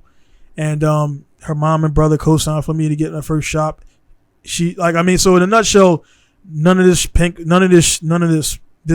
will not exist without her. Even though I work hard as hell, you will not get a contract with being Gaijin. Yeah. You gotta have a Japanese backer. They will not give you a contract. Don't care how much money you got. They just you don't have a retainer. Mm-hmm. So for selfish reasons, like we kind of hooked up or whatever, and then naturally what kind of pushed it over. I actually was I'm like, man, she's cool. Again, I'm 30, whatever. At the time, she's getting up there, and I was like, man, fuck it, man, it's pretty cool. And then I got her pregnant, and and we weren't dating for like 7 months at that time, and so I was like, man, fuck it, man, like you wanna do it or whatever. So we got married at the legal office and everything. So kind of one of those things where the cliche is you get married because you got a chick pregnant. Yeah. So that's how it started. I didn't really know how I was going to go and everything, and it's been, I want to say ups and downs, man. It's just being married to another human. It's just two different people, working together, man. Yeah, and like differences and things I do, she don't like, things she do, I don't, vice versa. Yeah. But it's worked out, and I was like, and the biggest thing I had to get across to her, because even her mom, this is like 4 years after we were married, and she see me busting my ass. And one day she asked me, her friend needed a place to stay, decent looking, female, Japanese girl. And I'm just in my house. Yeah. And I have a studio I have another studio in my house upstairs, second floor, that I go to and do my after hours work stuff there. So I'm not here all night, emails and things like that. And a friend was there, and I already go upstairs, and her friend was in the next room over. I'm like, dude, I'm not trying to do nothing to her. Mom was like, watch, that's, maybe he gonna go up there at nighttime. I'm like, if she really thinks that about me. So that really kind of, to this day, man, I mean, it kind of really rubbed you the wrong way. It really did. Her mom's nice and everything, but the fact that, dude, I go out, when I told her, look, dude, you can check up on me anytime you want. I'm here working. I've already done all that running around shit in college and banging all these chicks and all over the world, man. It's all the same, man. So I like it, but I can control myself too. Yeah. I'm here. I got a lot of stuff to occupy my time and do things and everything. So that was the biggest thing I had to get across to her. Like, look, dude, if I'm going to do cheating or whatever, I'm just going to tell you, I'm done. Yeah. I told her straight up, like, I'm not going to do this. If I'm not interested anymore, I'm going to be done, man. So now we got 5 kids now. So that's kind of something that's really, I'm assuming it's probably because of what happened in our last relationship. Yeah, and that's why. And I had to. So even within that first year, it was just like kind of reassuring her that I'm like, dude, you can come chat on me all day. Like, this is what my day is, man. Yeah. You know what I mean? And the biggest thing I told, like, dude, and that's nothing against, dude. I haven't had sex with an American chick since I came to Japan, dude. Yeah. So almost 15 years ago. It's been Japanese and then one German chick and then all well, it was one white chick in the military in Iraq. That's about as much information as I'll give out. But yeah, it was Japanese, the white chick, the German chick after I got back from that tour, and then Japanese, man. That's all I've been with, man. Yeah. I'm just not military chicks. They don't. can't do it, man. Yeah, can't do it. I totally Can't do understand. it. Can't do it, man. No offense to military chicks out there, but no. Yeah. No, it's like no. Nah, man. So have you dated any military chicks or? No. Yeah. No. So one of the reasons why like this is my first breakup is because I haven't ever been in a relationship before, and some people don't believe me, but it's by choice, because I just like I've been around people in bad relationships, and it just didn't appeal to me to like invest time and energy into it until like stuff started clicking, and it was like maybe this is the one, you know. I've seen divorces. I've seen people who stay in a relationship for way too long and just nothing there. Yeah, and they're just because, you know, what will other people think? Like, there's just a lot of factors, and you know, military, the divorce rate is kind of high. Yeah, I mean, and the thing about it, man, like for me, it's the same thing. It was I think we're the same in that aspect, because I was when I got into the card game, like I was spent 25 years, so I was like 17 and a half, 18, 19, whatever, and the guys that I befriended were all like actually already 29, 30. Couple guys already been divorced already. Yeah. So they were already like vets in the game. So I learned a lot of stuff, how to move from those guys. They like outside of car stuff. Like, don't do that. Don't. As soon as the chick give you their phone number, because like back in the day we didn't have, it was phone numbers, and don't call her right away. Yeah. Put some time on it. Shit like, even like miss the first phone call and then pick up stuff like that you don't seem like you're just like, oh, I can't wait till she call me. Yeah. Because chicks don't like that either. Yeah. They don't like the, game out there, guys there, speed. Just take your time, man. Like, clinginess. Clinginess is not, it's not, clinginess is not a characteristic trait that women look for, man. Yeah. And stuff like that. So I was around a lot of guys. One guy in particular, really bad, shitty situation, man.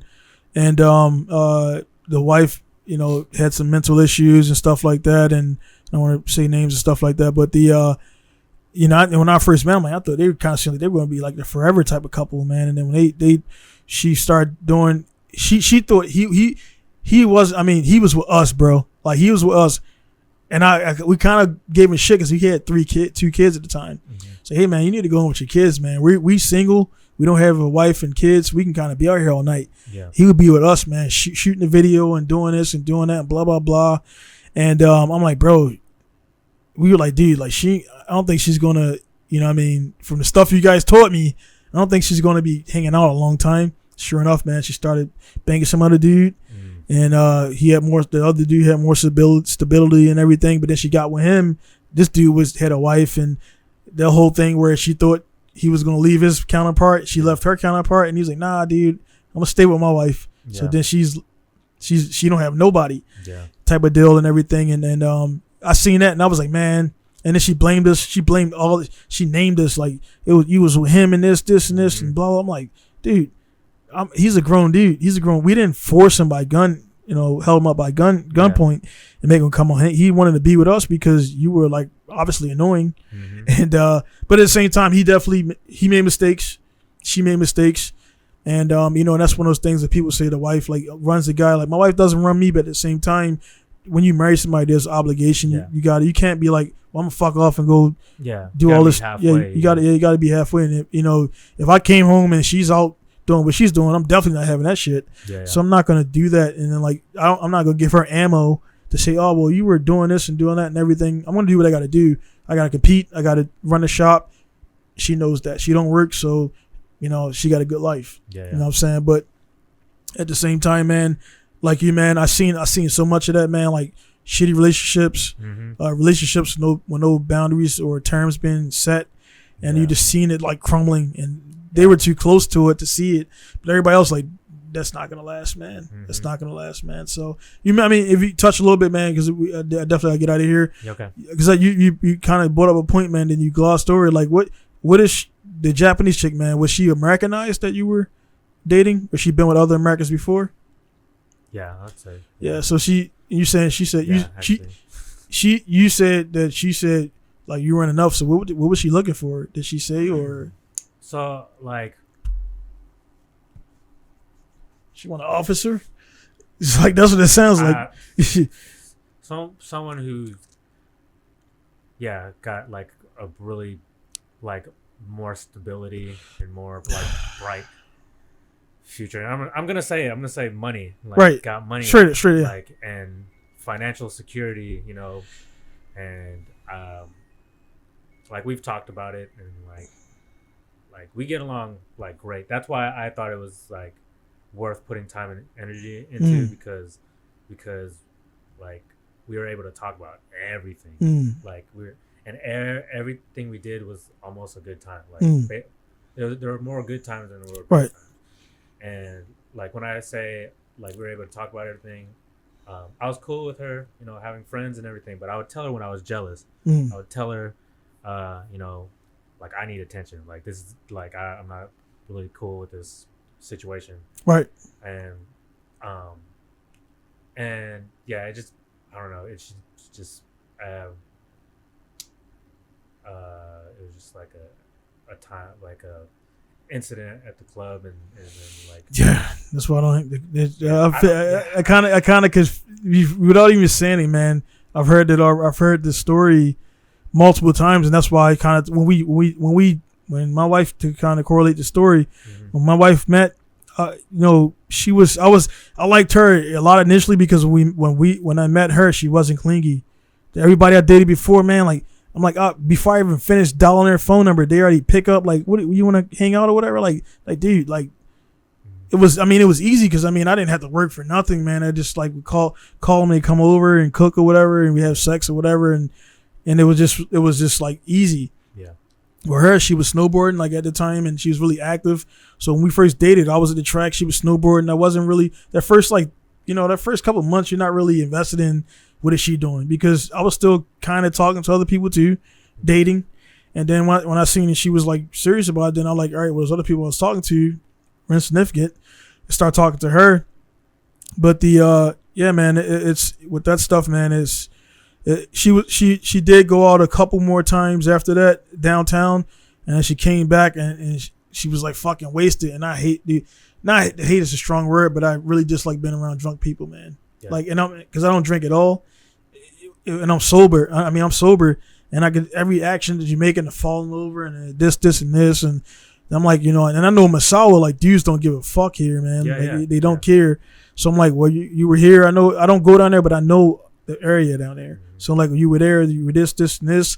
So I was like, look, man, if we're gonna do this or whatever, like, I ain't got time for that because like, I'm not gonna be down there, I'm putting time into this relationship. Yeah. Now I'm down here like fighting a dude. It's just not. I'm not gonna do that. I could easily do that, but I don't want to do that because now I'm in trouble. Now I'm in jail or whatever, and doing stuff. Fighting over some chick or whatever. And so I was like, look, man, I told her straight up, I'm not trying to change you, but if this club stuff is still you, then we're done. Yeah. Straight up, and she was like, oh well, I really didn't want to make her like. But she was getting to she was like, oh well, this bitch is a bitch, and she was like, everybody she was with that night when she was drunk she didn't like. Yeah. But one chick she liked, and she's in Hawaii now, and she was like, well, she's a bitch and this and this and blah blah, and I don't like her boyfriend because her boyfriend had sex with her and then like left and everything, and then all this shit. So luckily her friends were getting shitty and then getting older, and she was just naturally about to. It was good timing. Maybe if I'd have met her maybe 3 years prior, she was still. She told me stories of going to the dorms with like her and a couple of friends with a bunch of dudes and everything, and they the big brother, little sister. So I'm like, no, these are dudes who are fucking scared to talk to you, and they oh, that's my little sister and this and this, and we play video games. So I don't get into the stuff. I don't want to know what happened and went down because I had my history and my fun and whatever. That's not her problem or my problem, but I was like, man, it's like, like if you're going to be like hanging out there, luckily she was over that point. So I had to go through that phase, but it's like, nah, man, like I'm telling you what a dude, I'm not hanging around. No, just me personally. Maybe you agree or disagree, man, but I don't, dudes and girls and guys can be friends, but you can't turn off physical attraction. Yeah. So it's always there. Yeah, it's all it's the guy is just waiting for either to make the move if he's scared to make the move, or to wait for that opportunity for her to be all sad and whatever. And you kind of I see it. So like I want, like, I'm sort of the same way, but like the only reason why like I'm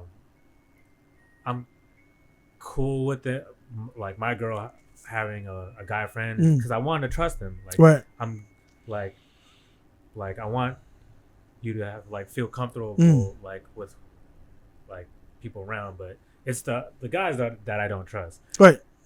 It's the guys that I don't trust. Right. And like, yeah, it's because like I said, I mean, we've talked a few times in jiu-jitsu, course talked here and everything, and it is impossible to learn somebody whole. You know, only thing I know, like, is you're a good guy, man. Like, I mean, I know you're not, like, there's some guys there that just shitheads or whatever, and I don't want to talk to them for 5 minutes. Yeah. Give it a vibe. You give me a great vibe. You know, everything is good. So it's like, I know you're not out. I mean, you too, man. Yeah. I know you're not out there, like, you're not the type of dude that I met a lot of guys, man, just have no regards for like people's feelings, man, as far as chicks, and people like, oh, well, you soft and this and this, blah, blah, blah. I just don't. I'm direct with chicks. I've had good luck with women because I state directly what my intentions are. And when I was in college, like, look, not looking for a girlfriend. Yeah. I just want to have fun. Fun includes sex, whatever else. And she's like, cool, I want to do the same thing. Let's do it. And like, it was just so easy because I wasn't stringing anybody on. Yeah. It was. I had one situation in college, man, where I was like, man, I gotta slow down. I was at breakfast. And I was at a table with 3 different chicks that I banged in a span of like all like, and I was sitting right here, and they were all like, it was a circle table, but they were all sitting like this. Yeah. I don't know what happened, but they were like in classes together, so they were asking for notes. And then one chick come over, definitely not gonna say no names. And one chick come over, and the main one, the one I told you was living with the boyfriend. We weren't really like, we just had an understanding. We weren't like, we never had the title. Yeah. Until I wanted to ask for it too late out of jealousy or whatever. We never had the title, but we hung out all the time, always together. And she was like kind of the main one. And that was like the whole time, bro. I didn't say much, and they were all like chit chatting towards each other. I was like, man, I wonder if they fucking know like that I've had sex with each one of them. Yeah. I think one of them knew, and she wasn't talking the most, but the other one definitely didn't know. She wasn't in the circle. The other one lived in the same dorm, so she's seen her all the time. And I was like, man, I was just like, yeah, and it's just like weird, man. Yeah, it was awkward, bro. And I was like, man, not necessarily need to calm down, but there's so many different dorms. Like, just not in this dorm. Just go over there in that dorm, or go across to the manors or the apartments or whatever, man. Don't go on the floors, man. One girl on the 3rd floor, because we had co-ed dorms, and the dorms were literally, if you look at the dorms, there was like the hallway with the stairs, guys, girls. But the door, I mean, there was nothing. You would open the door and chicks be naked running there. It was college, bro. Yeah, it was college. It was fun to me, bro. It was a good time, man. It was a good time. The Division I football, all that stuff, man. So that's my little alarm going off there, man. But man, we definitely want to talk again, man. Absolutely, it's definitely not the last time. Again, man, enjoy the rest of the PCS and everything, and do all that, man. And like I said, these podcasts, man, this is way too much to even unpack and talk about, man. Once you get back in the States and get settled, and get the podcast stuff going, like I said again, man, just definitely let me know, like, you've got any questions, man, on it, because again, this is it, man. This little thing right there, and then the camera, man. Yeah. So and the mics that I got off Amazon, and you don't need a lot, man. I got the TVs. All these TVs come off of Masawi Yard Sale. Yeah. Like, you know what I mean, $100, $200. And then the cables and stuff like that. So it don't take much. I think a lot of guys with the podcast stuff, they get wrapped up and look at the top, the Rogans, and what they got is, you don't need that. Yeah. You know what I mean? That's like people who got them, like the money, and also Rogan ain't editing. I'm editing this right after I get done. Or probably tomorrow. Rogan ain't doing that. Rogan talks, and then Jamie does it. Yeah. So yeah. Shout out to young Jamie out there, man. But man, like those guys, they ain't doing it. They just talk, get the footage, and then move on, man. So you don't need a lot of stuff, man. And I tell a lot of guys, man, as long as you can plug some cables in and and spent. I mean, so I think the most was building up to. I mean, like, cause one strip of that sound digging stuff was like $25. Okay. So that's times like all the black ones you see. Yeah. And then like the sound digging stuff was pretty cheap. Actually, I wish I would have found that first on Wish. Oh yeah, home ec, right? Or what the red and black stuff? Yeah. That actually Wish. That was. Oh yeah, that's right. Yeah, it's a sound. And it comes in a little. They actually I got behind you. It's like the spare stuff. It comes in these like little package, and then when you unlock, it's vacuum sealed. So like it's like all those like it's 24 and 24, but it's like that thin, and then when you open it up, it just like expands and everything. Okay. So it was like a little thing. So I would recommend getting those. You can see these. They're it's like a sound. It definitely did the job, because before I did that, you would hear echoes and all that stuff, man. And also, actually, one thing you probably don't realize, but it actually helps keep heat in too. So it gets hot in here really quick. So I turn that thing on 20, and it gets turns into a hot box, man. But it don't take a bunch, man. And then once you get settled, man, like I said, we get topics or whatever, man, and go over more stuff and things like that, man. So I think, like I said, there's much more to unwrap with you, man. And I think that for all my guests, as I told all my guests, man, like whatever you got to promote, whatever, come back on or whatever, man. Like, it's just, and one of my guys, is Lexus King. He's been on like 30 episodes, man, at least. So he's kind of like my co-host, and everything. So I'll have him on with different guys, and he's like he knows a lot of guys and everything. So it's like a icebreaker, because the guy knows him, and then like he's not just talking to me for the first time. Yeah. And it happens a lot, and they go well. Yeah, I talk to people they never see me. So when the camera comes on, they see my picture with a regular haircut. Mm-hmm. And see the mohawk, they be like, "Oh fuck!" Like, it's kind of like every time it happens, man. Yeah. And then we get into it, and then I keep it natural, and it's not like an interview. It's just talking. Then I end up talking like too much and stuff like that. So it's all good, man. So, and then like I said, one thing I wrote it down here, and sure. I'm mad I didn't say about this earlier, man. Like, your TikTok thing was hilarious, bro. Like that like, man, I hope they get a lot of views. I'm gonna mix the video in here. Okay. And in the beginning, and dude, I was watching like 3 times, man. Like, you had like the Manny Pacquiao, then the Vato, and then you just like that. Yeah, everybody who's gonna leave, that's like everybody can just struggling to fit the mold of the Air Force. Yeah, man. So, or the military. Yeah. So like, then the dudes who can't grow facial hair, they don't understand. They try to grow theirs with like the little patches everywhere. Like, dude, no. Yeah.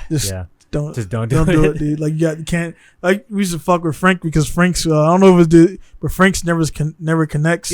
It's like, so it's like, it just he'll get the witch cone and don't connect right there and everything, and yeah, man. So it is what it is, man. But again, man, thanks for the time out, man. PCS. And like I said, man, with this stuff, man, with me and the car stuff, I'll be worldwide, doing stuff. I sacrificed 5 years. I didn't really do any racing because I was putting the time here. But now, COVID aside, because I don't know what the hell's going on with all this new stuff. Once things kind of clear up, hopefully, man, I'll be going back to the States a bunch to do a lot of racing, man. So if I'm in New Mexico area, actually that area is really hot. Yeah. For automotive drifting and racing. Okay. So if I'm there, man, I'll definitely give you, like, I'll be in town, because that's what I do, man. When I go like anywhere in Tokyo, I got a few guys. I'm like, hey, I'm passing through. Like, you want to link up, whatever. So when I go back to the States, I kind of got a Rolodex on my Facebook. Like, hey, man, I'm coming through this area, whatever. You want to link up or whatever, meet for the first time. We've been buddies on. Like my guy Lex, I just talked about, we've been buddies for like almost 10 years, but we never met. Yeah. But we know, like, it's crazy. Like, gamers, the same way. Yeah, I have some gamer friends that I met. Yeah, I know. Yeah, after like 5-6 years. Yep. Yeah, yep. And it's like, it's weird, man. It's weird because how do you feel when you meet? Is it like, it feels like you known each other forever? You just physically. Yeah, basically. Yeah. I have a group of friends that I met like prior to joining the military. Yeah. And like we could talk about how we met, and like the like certain stories we said online that they can remember. Like just a quick little story. There was a Brianna, she will always remind everyone how we met online, and because when I came into the party, we had a mutual friend. What game? I don't remember the game exactly. A PC or it was Xbox at the time. Yeah, and I came into the chat, and our mutual friends actually like my brother-in-law, and I came into the chat and I just bought some nunchucks, and I was talking about the nunchucks and talking about how good I was with them, and I whooped somebody's ass with some nunchucks, and she didn't know who I was, and she was just like laughing the whole time, and long story short, yeah, she just will remind everyone that I'm the nunchuck guy.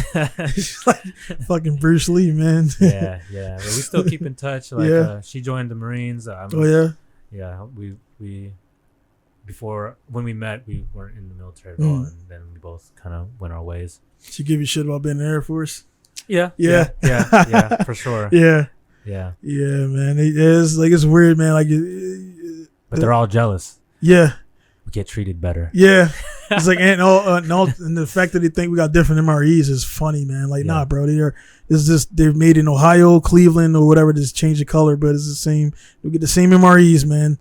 The same MRAPs and everything, man. So that's pretty crazy there. But again, man, good time. Yep. I definitely feel like we talked about a little bit more than the last time was cool. It just rap. I mean, the whole last 30 minutes was just like relationship stuff, man. So the thing about it, man, everybody that's normal goes through it. It doesn't matter. To be honest, out there, I don't care. I'm not trying to preface anything to protect or whatever. I'm not gonna get canceled. But like even with the whole the don't ask, don't tell stuff and it's guy, girl, guy, whatever, is still feelings involved.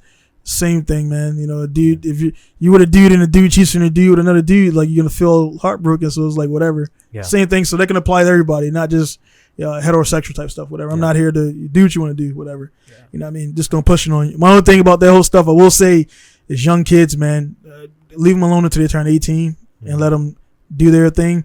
I don't like personally, this is my opinion, when a parent is like pushing on a kid that's like 10 years old, that the kid is still, brain is not even fucking not fully formed yet. Right. You know what I mean? It's just let the kid grow up and decide what he or she want to be and everything. That's whatever. That's the first time I've actually ever talked about that and everything. So again, guys, this is Neil Impas right here. We signing out from Masao, Japan, Pinku style and everything. Definitely check out Neil on Eternal TV. Is Eternal with Neil Neil TV. I'll put the link down there and everything, so you ain't gotta like type it in, you lazy fucks and everything, man. So you'll see it down there.